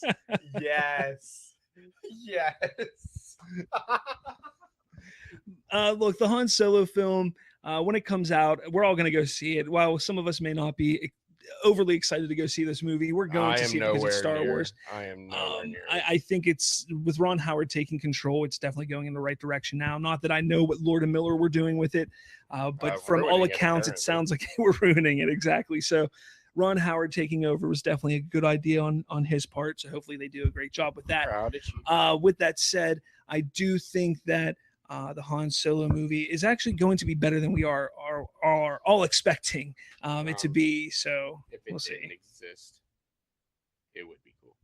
What do you guys think? What are your guys' expectations for the Han Solo film that comes out next May? Let us know, because I'm interested to find out, because I know that there's a lot of people who are kind of indifferent on it. I want to know if there's actually people excited and why you're excited for it. It'd be interesting. So, real quick. Did one of you guys just try to enter the Facebook group? I don't know. I don't want to shout out the name. I don't want to reveal your identity. Rey is Ezra's mother, but she got in a wormhole that sent her into the future. That just blew my mind somehow. Now you're just touching all kinds of crap. All right. Well, you guys are there conversing and putting things on there. I'm going to ask Colton here, the host of Star Wars Talk, another question. And I'm going to softly let you down. What creature caused C-3PO to shriek, "Ah, go away, beastly thing, shoo, shoo"? An Ugnaught, a Rancor, a Jawa, or a Mynock? Mynock. Exactly. Good job. Good job. Episode 5, wasn't it, when they landed in the crater? Yep. Like right next to the crater. Yeah. So. I'm pretty sure I just went over all the questions I had. So that's all for the trivia. Woo! Over 500, better than I expected. Again, throw some trivia down in the live chat here. I'll get it wrong. I'll ask him away. You can tell us if he's right or wrong. I'll tell you if I know what the answer actually is. No, you're not allowed to say it until after I get it wrong. Kind of funny. He's the host of Star Wars Talk, but I know a ton more than he does. But that's all right. Hey, but guess who's your boss? Me. Wait a second. What's the remote control part of? Han Solo film. So Brian thinks the Han Solo film may be better than Episode 9 because of who the director is and his crew. I get there's a lot of people who are upset about JJ going back to Episode 9. And we see you're one of those people. And that's fine. I mean, I understand and I completely get some of the complaints that people have from what JJ did for The Force Awakens. A lot of people say it's too similar to Episode 4 and what have you. But the thing about JJ, and don't get me wrong, I am worried about JJ taking over for Episode 9, but my excitement about him taking over it is overpowering that because he's such a good filmmaker. He's a good writer. I mean, some of the films that he's written, TV shows, and stuff like that, he's done a great job with the writing. I think he's an excellent writer. He's a damn good filmmaker too. I love the 2 Star Trek. Oh, I just said evil words here on a Star Wars show. Yeah, I love the 2 Star Trek movies he made. Not so the second one, not as much as the first, but I do really like them. Mission Impossible 3 might be the best Mission Impossible movie there is, and he directed that as well. So he's a good filmmaker. But the problem where he comes with his writing is finishing things off. He always is able to set up, get those questions. What are these? Oh, look, what's this? What's this? What's this? Who's this? I don't know why you're laughing, but he can't finish off. And that's kind of the problem that I think we could have. And that's my only worry. Do you think his marriage has the same problem? We're not going there. But that's why I started with that, Ron Howard is an excellent filmmaker in his own right. You see some of the movies that he's made in the past. I mean, come on, who doesn't love The Grinch? That's a joke, by the way. That movie's horrible. I'm not even joking. I hated The Grinch. Yeah, it's not a good movie. It really isn't. But he's done some amazing films in his own right. So to have him jump onto the Han Solo movie is excellent. I would have loved to have seen Ron Howard take an episodic film at some point, and I think we may see that if we go to Episode 10, 11, and 12. Hey, if JJ knocks it out of the park with Episode 9, we can see 10, 11, 12, Rian Johnson, Ron Howard, JJ Abrams. I'm all for it. Do it. Wow, you're calling 3? You want us 3 back? Heck yeah. If Rian Johnson's movie for Episode 8 is as good as it's supposed to be, I want him back. JJ, I think he did a hell of a job on The Force Awakens. I have trust that he's going to do well with Episode 9. So bring him back, sure. And Ron Howard, like I said, he's just a great filmmaker. We haven't seen Han Solo yet, but I'm not going to judge him fully on that movie because of how late into the process he came in. And what he walked into. Exactly. So I would love to see him get a chance at, complete fresh start on a Star Wars story. I would love to see that. I would pick. Nice jabs. Send a hello to Brazil. What's going on, Brazil? What's up, Yo, Brazil. So the directors I would like to see if they were to do 10, 11, and 12. J.J. Abrams can start it off again. Give me Steven Spielberg. I would love to see a Spielberg Star Wars movie. However, I think I would prefer him to do an anthology movie more. And then do not do any more episodic films from after 12. You can go like 0 and you can do negative. George Lucas do 12 and finish it off. And finish like off. He always wanted to do. Jabs. I kind of agree. In a way, I've never heard this that Kathleen Kennedy said if anthology movies do well, that 9 will be the last saga movie. I haven't heard that before. I hope it does well. I hope the Han Solo movie does well. That's what I agree with you on. But I want the episodic films to continue. There's just something about the episodic films that just, I loved Rogue One. I'm going to go see Han Solo. I'm looking forward to the Obi-Wan film, and I would love to see an Old Republic film and stuff like that. But I want to see the episodic films continue. I do want to see the Skywalker story continue. Yeah, I would like to see the Skywalker film or saga continue in some form or fashion. That I know a lot of people think that then makes the universe smaller, but there's if you do anthology films, right? Yeah, and there's something about the Skywalker saga that's just so great. I just love it so much. And again, maybe it's just because I grew up with Star Wars, and that's what I hold dear to my heart. But I don't know. I mean, would I be mad if they stopped after Episode 9? It might be for 10 minutes, and then they're going to announce 12, more 12 anthology films, and I'll be happy. TV shows. Exactly, I'll be happy. So, again, I hope they continue the Star Wars saga. I get where people are saying that you hope that they end after 9 or 12, but I just want them to continue until I'm dead. I mean, further. If they do episodic films, like you don't necessarily have to go focus around the Skywalker family. Like, I'm sure at some point in time you can do a spin-off to like, oh hey, Rey banged, you know, a Jinn, and now you can focus on Qui-Gon Jinn's lineage. And all that stuff. You're right, Jabs. All great stories do have to come to an end at some point. I agree. Unfortunately, I agree. But I mean, there could be a way to continue the episodic films, even moving away from the Skywalkers in a way. You know, if Rey turns out to not be a Skywalker, there's your out. There's your way to get away from the Skywalker. We had 9 episodes of Skywalkers, and then we can have 9 more episodes of somebody else. You know, it doesn't need to be exactly the Skywalkers, but continuing the journey of these characters that have been introduced in these movies, I would like to see. Do we think in the beginning Rey was not a relation to anyone, but with everyone thinking she is, do you think Lucasfilm has capitalized on that? And that came from Tony Marsh. I'm sure. Here's the thing with J.J. Abrams. He loves to ask questions. I just said that a few minutes ago. He loves to bring up the questions and have questions asked in his movies. I believe that Rey they definitely have had Rey, who she is and what she is from the very beginning. Have they changed from that? Maybe. I think that there's been a lot of outcry right after episode 7 came out. I know a lot of people were like, we don't want her to be a Skywalker because if she's a Skywalker, that's too predictable. We don't want predictability to be that predictable. Make her a Parsean. So then obviously I immediately, in my opinion, I immediately came out of that theater the first time watching it and said she's a Kenobi. I did. I just thought that she was a Kenobi. And because of that, you know, that's what I hope she is. But could they have changed their mind on that? And possibly. I know Daisy Ridley has spoken many times since the release of episode 7 that she thought it was obvious who her lineage is, you know, who her parents are. I'm telling you, I'm going to be so disappointed if it's a Han and Leia. If it's Han and Leia. I think that's going to be the most disappointing route that they go, personally. That would be super disappointing. Wouldn't that be crazy if the sequel trilogy wasn't a trilogy but 4 movies? That would blow me away a little bit. That'd be a little confusing, but I think they're going to stick to the trilogy format just to stay in line with what George Lucas created. I mean, then again, you never know. Raul Arthur, do we expect a beautiful tribute to Princess Leia? We talked about it a little bit earlier in the show. Maybe after credits. There's going to be some kind of after credits thing for Carrie Fisher, but when it comes to Leia, I know this is the question on everybody's mind. If you want to I talked about it twice already. If you want to cover it, I'm gonna get my perspective on it. Yeah, I mean, again, if they're going to kill her off in 8, which I highly doubt they will, considering it's been done for 2 weeks before we did this. Yeah. By the way, this is just about the 2-minute warning in the second quarter. 4, 3, 2, 1.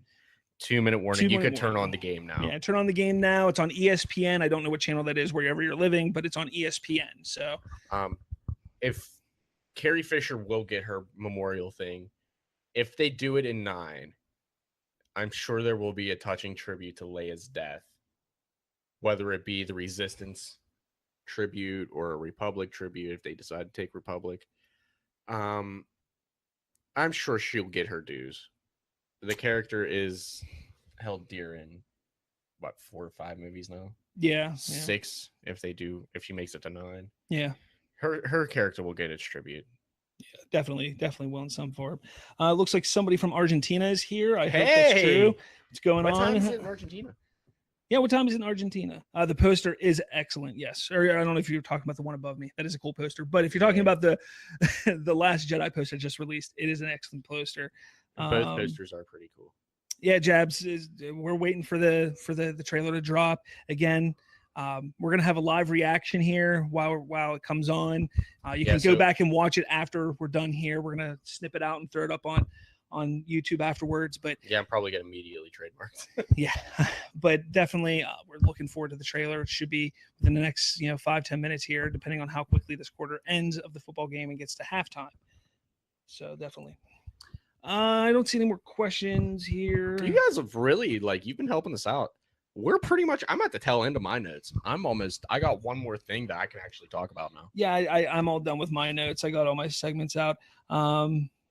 definitely, guys. I know there's about 20 of you on here right now watching us. Again, thank you for watching. Follow us at The Remote Control on Twitter. It's at The Remote CONTRL. You can find us on Facebook, The Remote Control. We have a group there. Join in on the discussion. We talk all things films, Star Wars, I'm always comic down. books, movies, TV, whatever. If you join the group, I'm always down for a Star Wars discussion. I'll talk Star Wars with you all day, except for Friday, Saturday, Sunday, because that's pretty much one day of work for me. I don't really go home, but I will partake in any conversation you throw at me. Just remember, we will approve.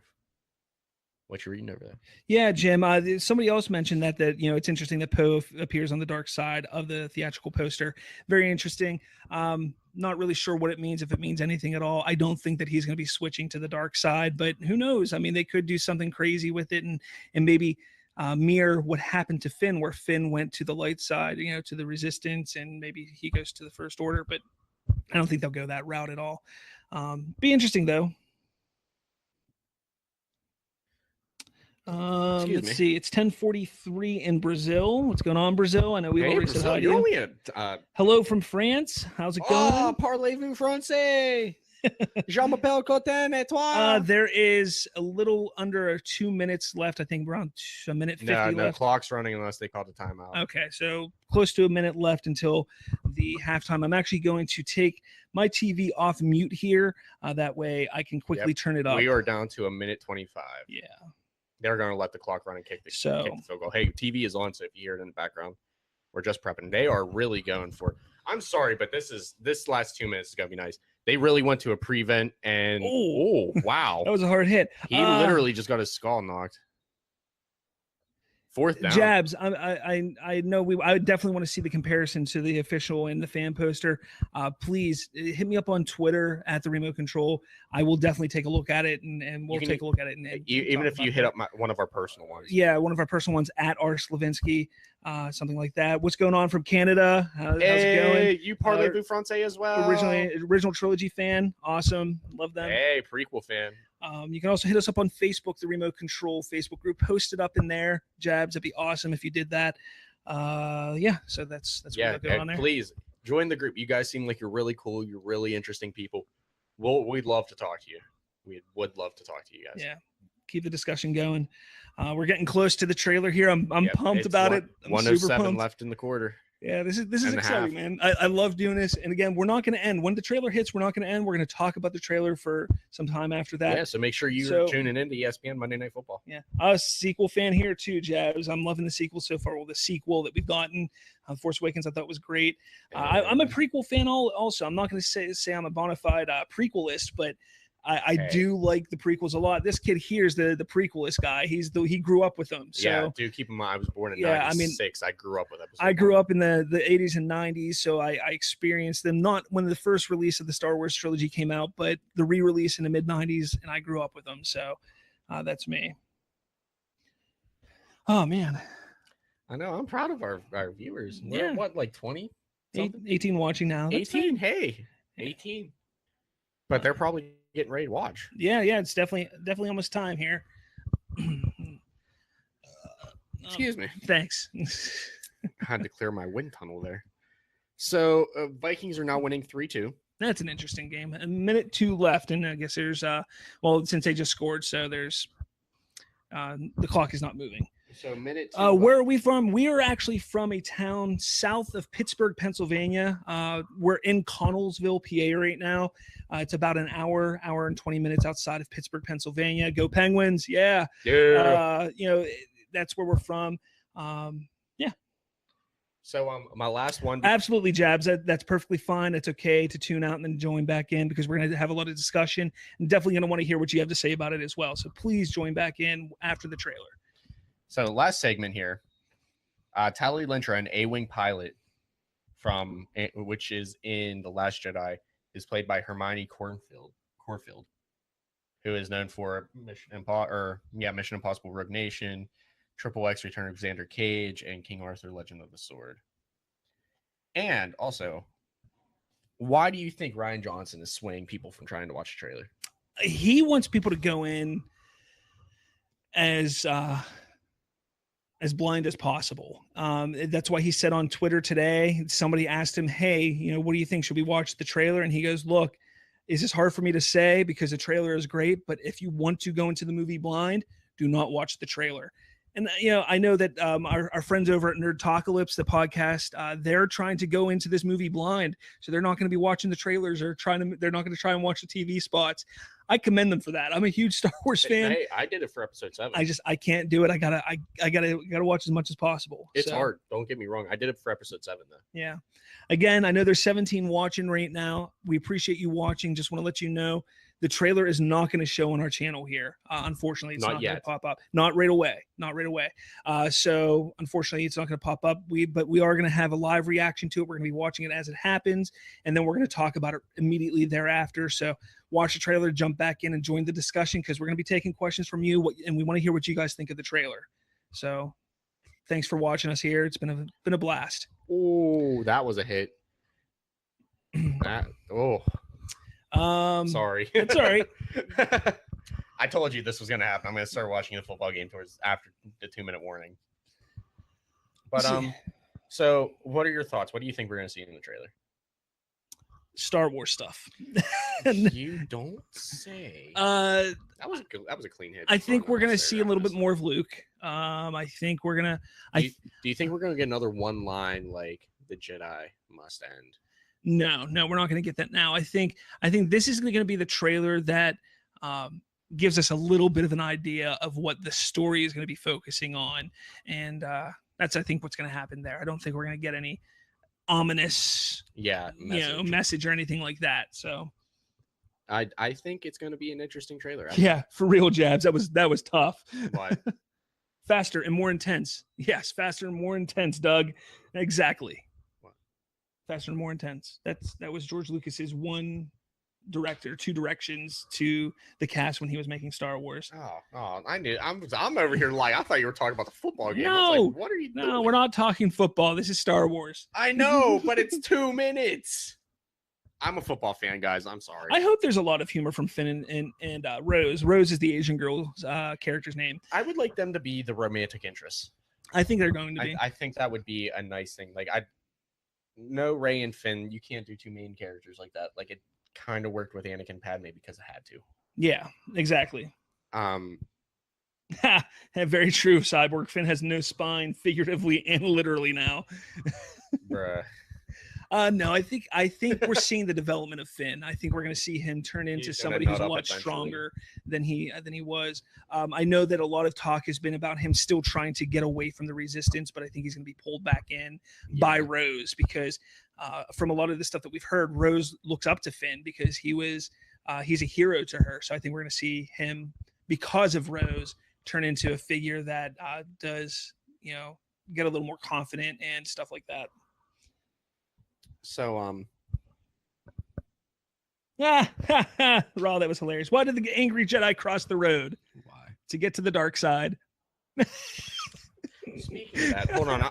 I have this interesting photo on my phone. We got 25 seconds left. Ball is now in the Vikings' hands, it looks like. I have this interesting picture on my phone. I'm pulling it up. I think Video Tales, I think you might be right. I think we're going to see a little bit more of Leia in the trailer as well. But I think they're going to really save a lot of that stuff for the movie. I do think that, but I think we will see more. Saying the most emotional lines. Yeah, possibility. Yeah. Not to cut you off here. Speaking of Dark Jedi, or Sith Jedi turning into Sith. This is canon. It's called the Lost 20. The Lost 20 referred to a group of Jedi Masters, numbering 20 in total, who had renounced the Jedi Order throughout its history. One notable, and the 20th, being a member of the Lost 20, was Master Dooku, who abandoned the Jedi after the death of his former Padawan Qui-Gon Jinn, at the Battle of Naboo in the years preceding the Clone Wars. Dooku, having also become disillusioned with the Galactic Republic, peacefully left the Jedi Order while secretly pledging his allegiance to the Sith as Darth Tyrannus. Dooku, along with the rest of the Lost 20, was commemorated with a statue bust in the archives of the Jedi Temple on Coruscant. That's one of those, canon things that you saw with the Yoda. Oh, yeah. I really enjoy that we have those now. But Awesome, Jabs. Thanks. Enjoy the trailer. I hope to see you back in here in a few minutes to talk about it. It's awesome. Thanks, Jabs. yeah, we'll see you then. Yeah. No, I definitely, all these new canon things that are coming out, I think are pretty cool. And like we talked earlier, check out that book from a certain point of view, because you're going to see a lot of cool things that you didn't know about. Like I said, about Yoda and using Qui-Gon Jinn's robe. There's also, I guess, a pot that was Qui-Gon Jinn's or Obi-Wan's or something like that he uses in the Return of the Jedi as well. So check that out. Yeah, no, that page has a lot of interesting facts on Star Wars. Doug, the trailer being more fun, I think it's not going to be as dark and dreary as the last trailer, the teaser that we got in April. I'm not going to sit here and say it's going to be family Disney friendly, but the Porgs I don't think have anything to do with that. I just think that they were looking for some creatures to fill up Octu. Yeah, not so much the Ewoks. I just think they're looking for some animals to creatures to fill up Octu, and they came across the Porgs in a concept design and thought, hey, that'd be excellent for the birds. So what do you call a pirate droid? R2D2. I just got a message from my mom that you're going to think is hilarious. Oh, okay, she watching? She's not watching us. Oh, okay. But it's that inside joke we have. Oh, gotcha. Gotcha. All right, there's 8 seconds left. There's 8 seconds left. There's a timeout, 3rd and 5. Minnesota's probably going for a Hail Mary. Yeah. So it's going to be here. The trailer's going to be here in the next 10 minutes. Within the next 5 minutes, if not less. Hopefully. Did you see that? Nah, look at it later. This is more important right now. We got the trailer coming up here, guys. 8 seconds. I don't think the trailer is going to be very. The Last Jedi is going to be a dark film. In my eyes, it should be a dark film. Yeah, I think it's going to be a dark film. Like I said, though, I think this trailer is going to show a little more hope. And that's why I think there's going to be more Luke Skywalker in it, because I think that we're going to see a little more hope. I think the trailer is only going to show stuff from the first half of the movie. I don't think we're going to see anything from the second half of the movie. If anything, it'll be just like they showed in the Force Awakens trailer, where we saw Rey crying, and it was the brown jacket speculation. Was it Han? Was it Finn? Was it Chewie? Whatever, that might be something we see there. But I think most of what we're going to see is going to be from the first half of the film. See, it's interesting, all the hype around this, because for you guys that don't know, I'm an aspiring filmmaker.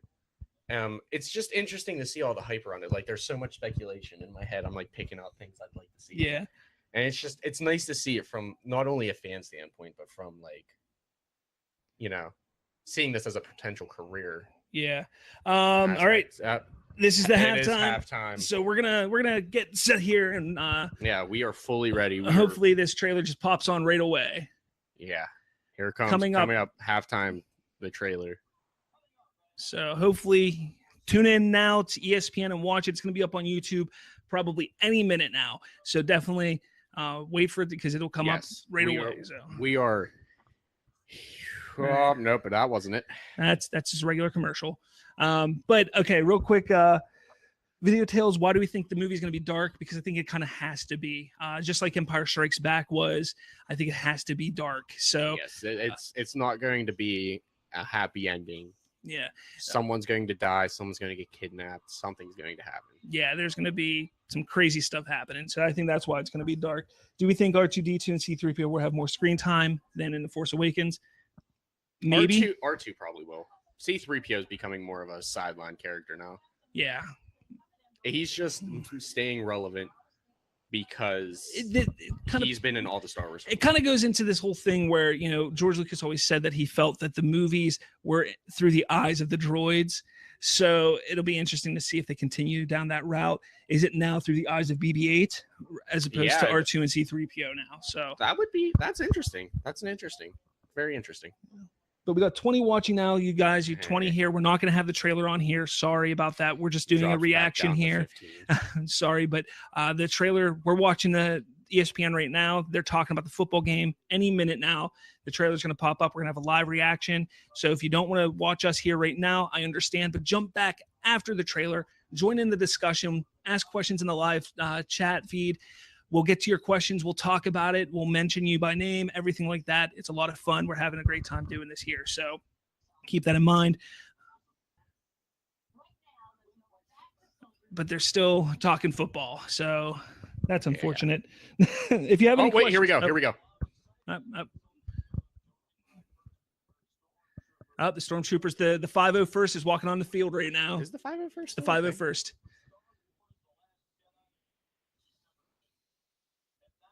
Here it is. Trailer's live now. When I found you,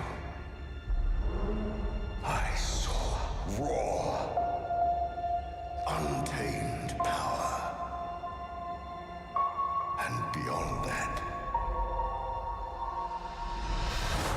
something truly special.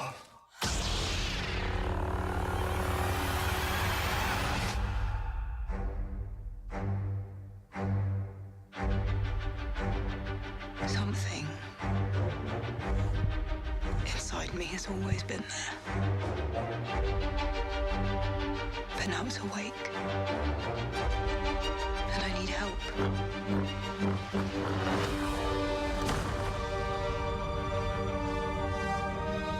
I've seen this raw strength only once before. It didn't scare me enough then. It does now.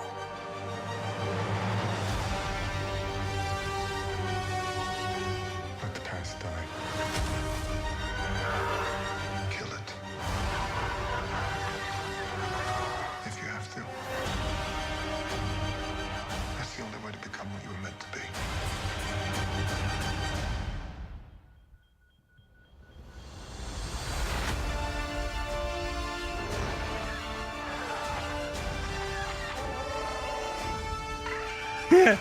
Forks. We are the spark that'll light the fire that'll burn the First Order down. Whoa. What? This is not going to go the way you think. Fulfill your destiny. Whoa. Whoa. I need someone to show me my place in all this. Whoa. Whoa. What? Why is the movie now? Holy crap. What? Wow. What? Wow. Okay. Wow. We got 11 watching right now. Oh my Video god. tales. Wow. What? Wow. If you are watching this and you haven't seen the trailer, go watch it right now. You need to pull it up on your iPad here so we can watch it again. Oh my god. Video tales, awesome that you can see the reflection of my glasses. How do porks fly? It's a very good question. They're kind of fat, but pork was adorable. oh my, hold on, I'm putting the mic down. You do some talking. I mean, holy crap. If you did not see that trailer, I was completely wrong. I thought it was gonna be a little more hopeful. No, it is dark as can be.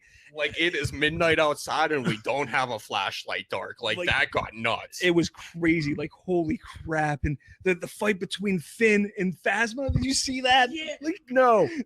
Come on. The Kylo and At the end? Leia. Oh, Kylo and Leia. Is that how she's gonna go out? If that will do justice. And That like, will do I don't justice. think they would show that in the trailer. But No, I am like, okay, I mean, I was quite flaccid. Now I am fully erect. This movie needs to happen today. Like today. yeah. It is sitting on a shelf, done and finished. music was excellent. The Brian, music was phenomenal. Brian, I'm with you on music. I'm a huge movie buff when it comes to films and stuff, and you can definitely tell the John Williams feel to the music there. It is literally the first one. Oh wow, It's not up yet. it'll be up shortly. That wasn't a lightsaber cyborg. That actually looked like one of those First Order things that they used in The Force Awakens. That's what it looked like. At first, I thought it was a lightsaber too, but whenever I saw him slam down on top of Phasma's staff, it definitely wasn't a lightsaber. But I could be wrong. I mean, if you want Rey to, is Finn the Kylo. first non-Jedi lightsaber wielder? I mean, technically, yeah, because in The Force Awakens, he wielded a lightsaber and he's not a Force user as far as we know. So, yeah, I guess you could say not the first. I'm sure there's been others, like Han used one in Episode 5, but Yeah, I know what you're saying.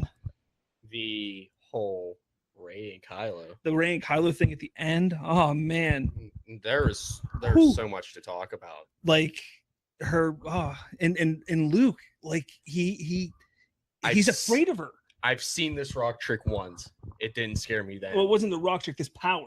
I've seen this power before, and it didn't scare me. But it does now. now. It does. Like, Which means she is theoretically saying and assuming that it was Kylo he saw it in.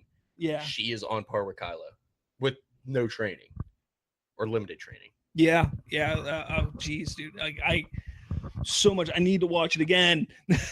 I'm trying. I could just rewind it. Oh my! You have DVR. Now you can't delete this. Oh no! Watch it reverse. reversed. Wait, Yeah. now you're much too far. Yeah, exactly. Luke's like, "Yep, I'm done. Peace out, guys. I'm done." Dang it! Went too. Stop. All right, we're watching it again here. So I don't know if you can Oh, hear man. it, but we're watching Turn it up again. a little louder. Screw your neighbors. Here we go. Doing it again.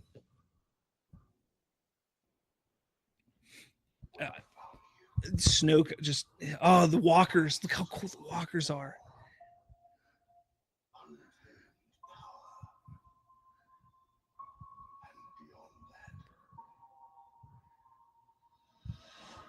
Something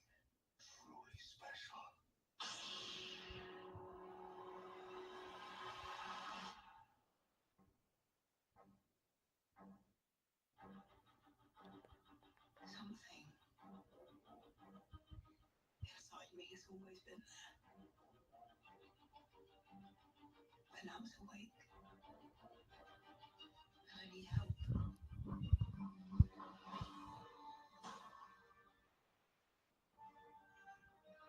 I've seen this raw strength only once before. It didn't scare me enough then. It does now.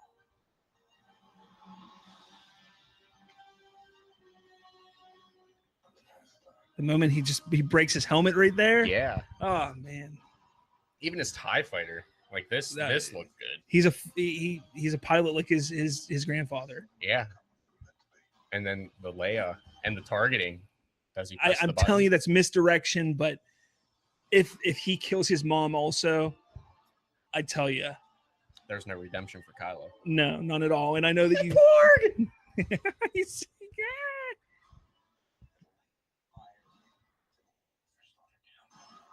Phasma.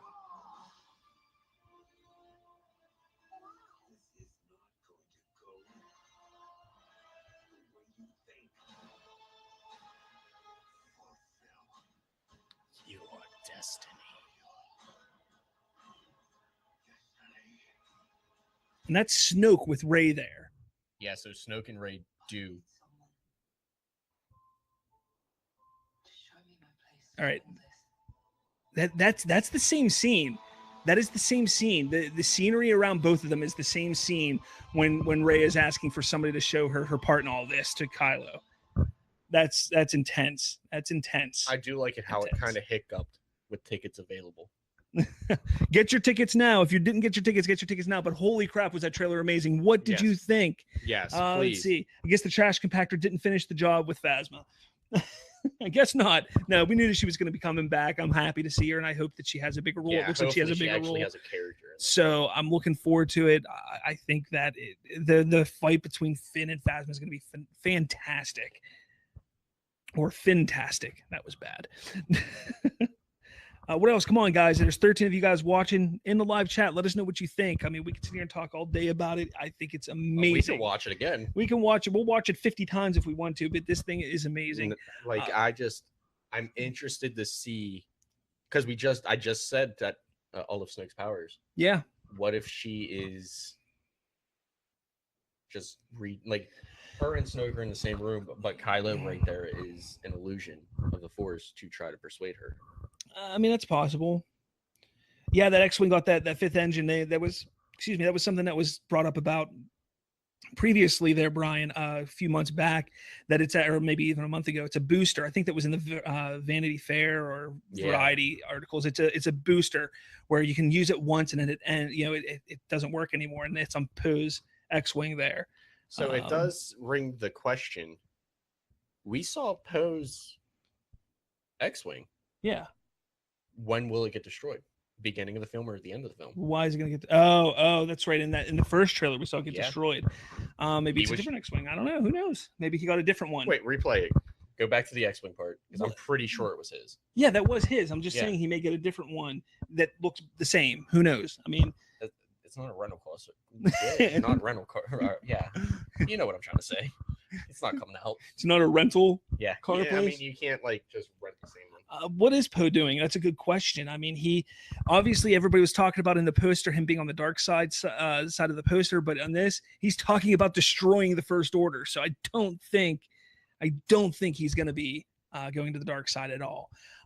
Let's see the walkers in the beginning, absolutely fantastic, fantastic. Snoke's narration Snow. of basically mimicking Palpatine.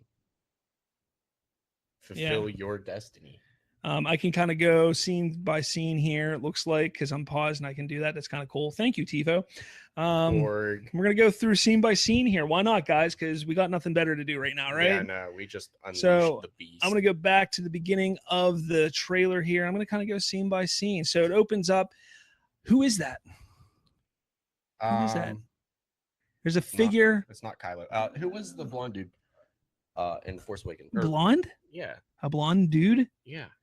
I mean, you had the only dudes that we had were Poe and Finn and Han. On the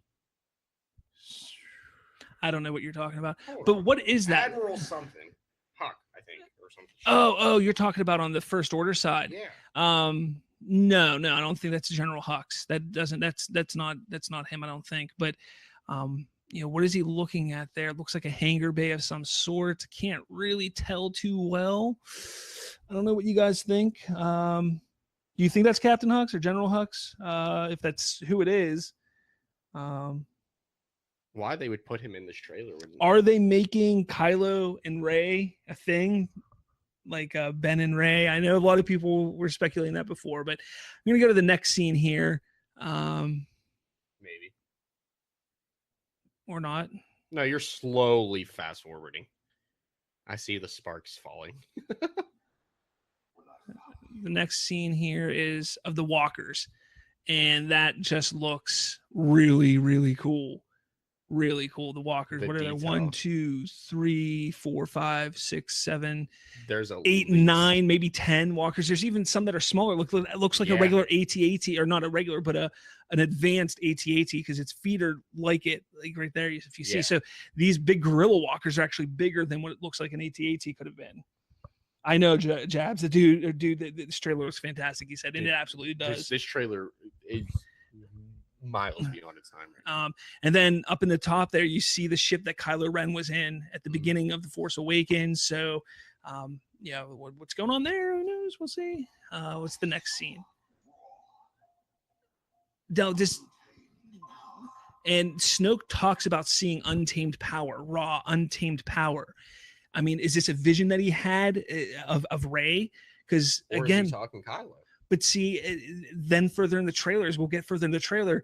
You sit there and Luke talks about seeing power like this before, and he wasn't afraid, but now he is. This scene here, the next scene after the walkers, you see Kylo from above walking down maybe some kind of pathway in a mountainside or inside a cave of some sort with a bunch of troopers behind him, which is cool. Let's see what happens next. We see another side photo or picture of Kylo Ren, just like we did in The Force Awakens, which I think is one of the coolest poses that we've seen of him, pictures of him. And he looks like he's looking down at his lightsaber, and then he grabs his lightsaber. We still have the guards in the background as well. Oh, yeah, the Praetorian guards are in the background by the lightsaber, which means he's in front of Snoke here, it looks like, because the Praetorian guards are the Snoke's bodyguards. Snoke's bodyguard. So obviously at this point, he's with Snoke.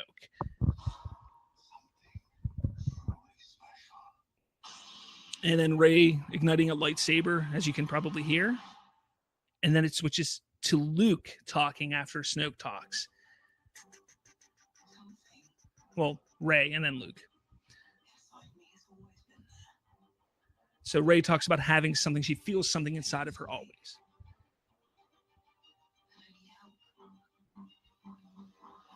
And she talks about needing help to control it.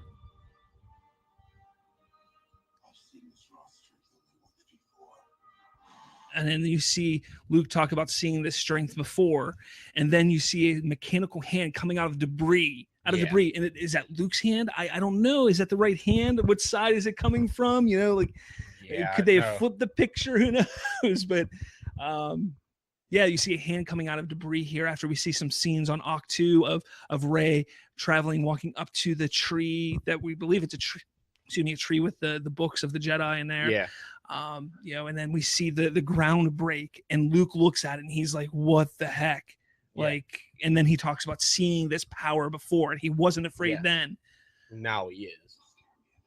It didn't scare him enough then, but it does now. It does now, and he looks frightened. Like he looks frightened. Genuinely scared. We see Kylo again, and then he looks at his helmet and smashes it against the wall. That is absolutely terrific, because in the last trailer we saw the helmet smashed on the ground and just laying there, and there was actually smoke coming off of it, and we're like, what the heck happened? Why is and I know that they've talked in some of the interviews, and they've said that he doesn't want his mask anymore because the scar on his face is driving him to fulfill what he needs to complete. And you know, then you get these space battles here, which we were promised space battles. So what are we saying here? Will he teach her the dark side, or the other way around? Video tales, we'll get to that in a second here, because we're going kind of scene by scene of the trailer here. So we'll get to that in a second. So now we're in space, and we see Kylo Ren's ship. He's piloting like a boss right now, like Anakin boss. And now we see Leia, kind of scared, concerned. She feels her son. And we see Kylo now targeting a ship, a bridge of the ship, and he's targeting it, and he's about to press the triggers. Now, I think this is misdirection. I think that they're trying to insinuate or show here that they're going to kill Leia this way, that Kylo not only is going to have killed his father, but also kill his mother now. And I think this is a bit of misdirection here. I think this is going to be a completely different battle from that scene that we're seeing. But then again, it gives you that feels here. Like, what if that is, you know? And again, it's misdirection. I'm sure you all agree. But I tell you what, it's powerful. Yes. I mean, it got me. It got me for sure. And he's choked up about it. And I think that's what gets you there, because he's choked up about it. He's got remorse on his face, much like he did with Han, you know, when he went to kill his father. So maybe they are showing us that moment, and that's ballsy. That is ballsy if they're showing us this moment. I'm telling you right now, like, I'm not going to be mad if this happens in the movie. Yeah, no, but the buildup is going to be there. Yeah, it's ballsy, and I tell you what, I know a lot of people, you know, are not happy with Adam Driver in this role, but I think he is a fantastic actor, and he has been doing a spectacular job with this role. So, all right, we see Leia now looking all concerned again, and then cuts to this Christmas. Not really. And now we see the Millennium Falcon, you know, that just like, and this is, I guarantee if you key this up with the second or the other trailer from The Force Awakens, I bet you there's similar beats to it. We're seeing the Millennium Falcon at a certain time and everything like that. I bet you it is. Now I can sell my Kylo helmet. No, don't do that. Hold on to it. It's collectible now. Yeah. There's one less that exists. You got TIE fighters chasing just like in The Force Awakens. And you see Chewie in the porg. Look at him. He's yelling at adorable. He roars just like Chewie. They have to be like little friends, man. They got to be friends. You better not fucking eat the fucker. This is real. I love porgs. Like, this excellent. is real. This is real. This is excellent. Look how cute he is. He got even little teeth. Little tongue.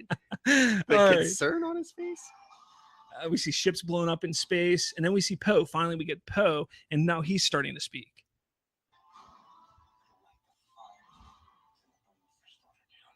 And he's talking about lighting the fire to bring the First Order down. So that poster that everybody's talking about, he's on the dark side of things. He's not turning to the dark side. I think it's just a lack of space. Yeah, I think it was just a lack of space, just how they needed to put it on there. They probably could have figured out something better, but honestly, that poster is amazing.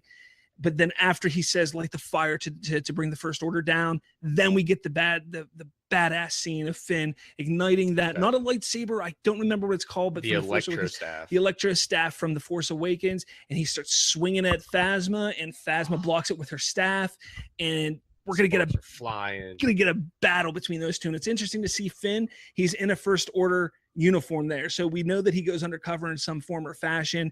This must be after that fact. Yeah. It looks like they are already attacking and whatnot. Yeah, Queen, I guess that's how you say your name. Sorry if it was wrong. I'm terrible with names sometimes. Yeah, there are a lot of people who think Adam Driver is not the best for this role. They really do. A lot of people always mention how they started to laugh when he removed his helmet in The Force Awakens and stuff. It's kind of disappointing because I think he's doing a fantastic job in the role. So unfortunately, that's the way it happens. But getting back to this, I cannot wait. I cannot wait for this scene. I want to see Finn and Phasma face off because I think it's be perfect. And I believe it's.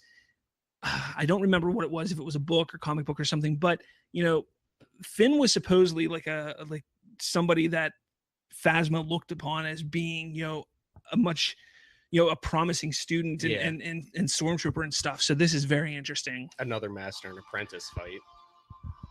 We see ships blown up in BB-8. This is not going to go the way you think. So who's he talking to? Is he talking to Kylo? Is he talking to Rey there? Is he talking to Leia? Is he talking to Leia? Who is he talking to about it not going the way that you think? Could it be Rey because she's training and it's just not going the way that he wants or she wants? So he's like, look, this isn't going to go how you think it's going to go. Or is he talking to Kylo and after they battle Kylo Ren and Kylo's, he's basically telling Kylo, look, you're not going to win. This isn't going to go how you think. Interesting. Then we see who is that? Rey falling in the water. Then coming out, and we see cave with Luke, and then we see some more battle, and then we see this awesome scene of I don't know. We skipped a whole bunch of scenes here, but I wanted to get to this scene where Snoke looks like using the Force and literally turning Rey into like Emily Rose. It basically, become who you're meant to be or something like that. Fulfill your destiny. Fulfill your destiny. Like it's crazy because in the beginning of the trailer, he talks about that power. Yes. And seeing it. And now maybe again, that's who he's talking about. It has to be Rey, right? Yeah, it has to be.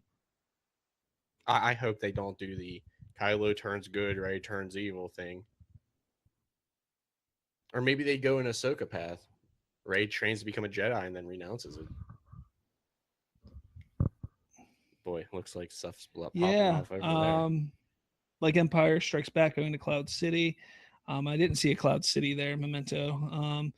But our Cloud like City. I think that's what Canto Bite's going to kind of be like, is like the Cloud City, in my opinion. But I could be wrong. But going back to the trailer, I think we got one more scene here.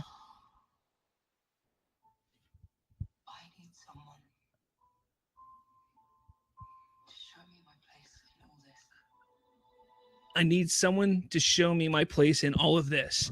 And it is absolutely plain. You can see that she is talking to Kylo Ren. They're in the same scene at the same moment because of the flames, the lighting, the way it all works.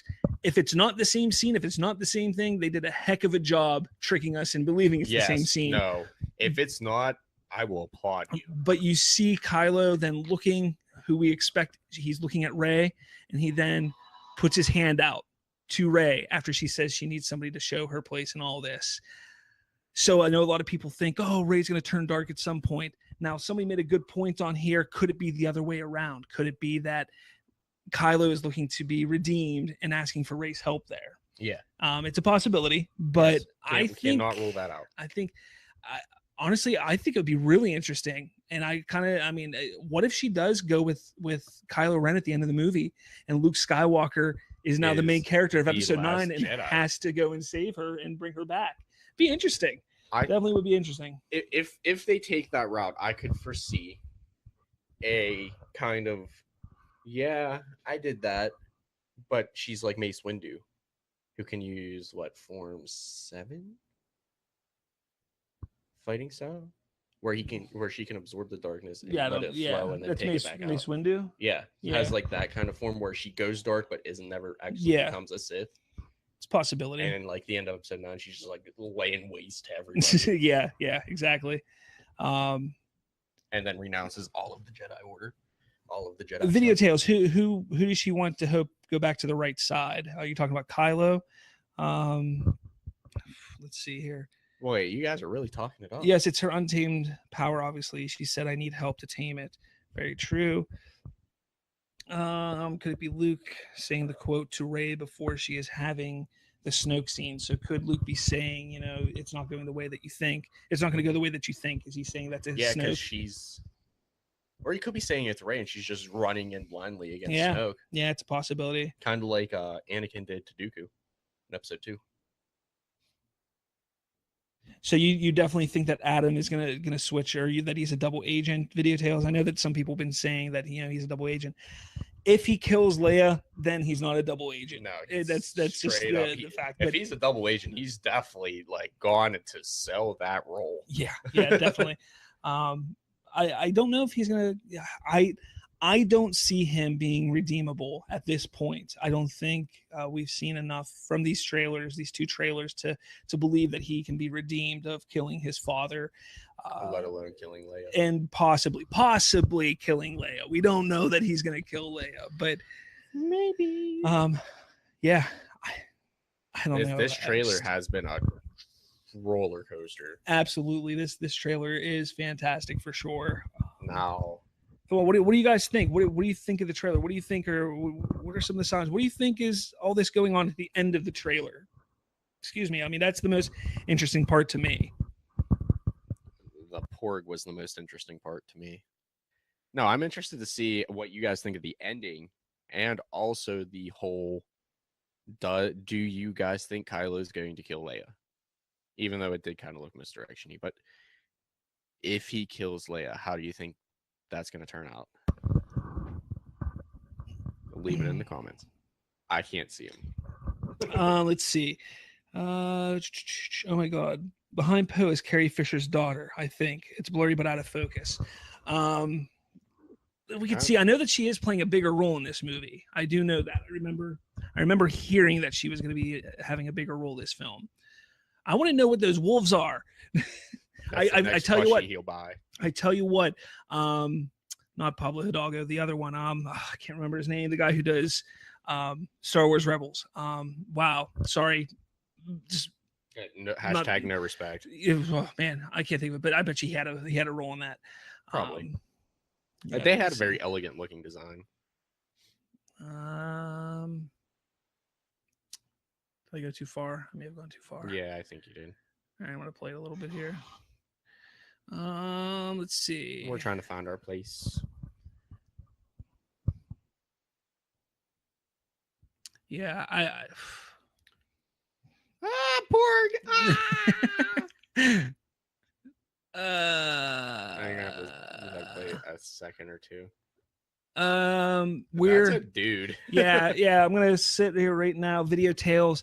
We're slowing it down here. We're going scene like frame by frame essentially.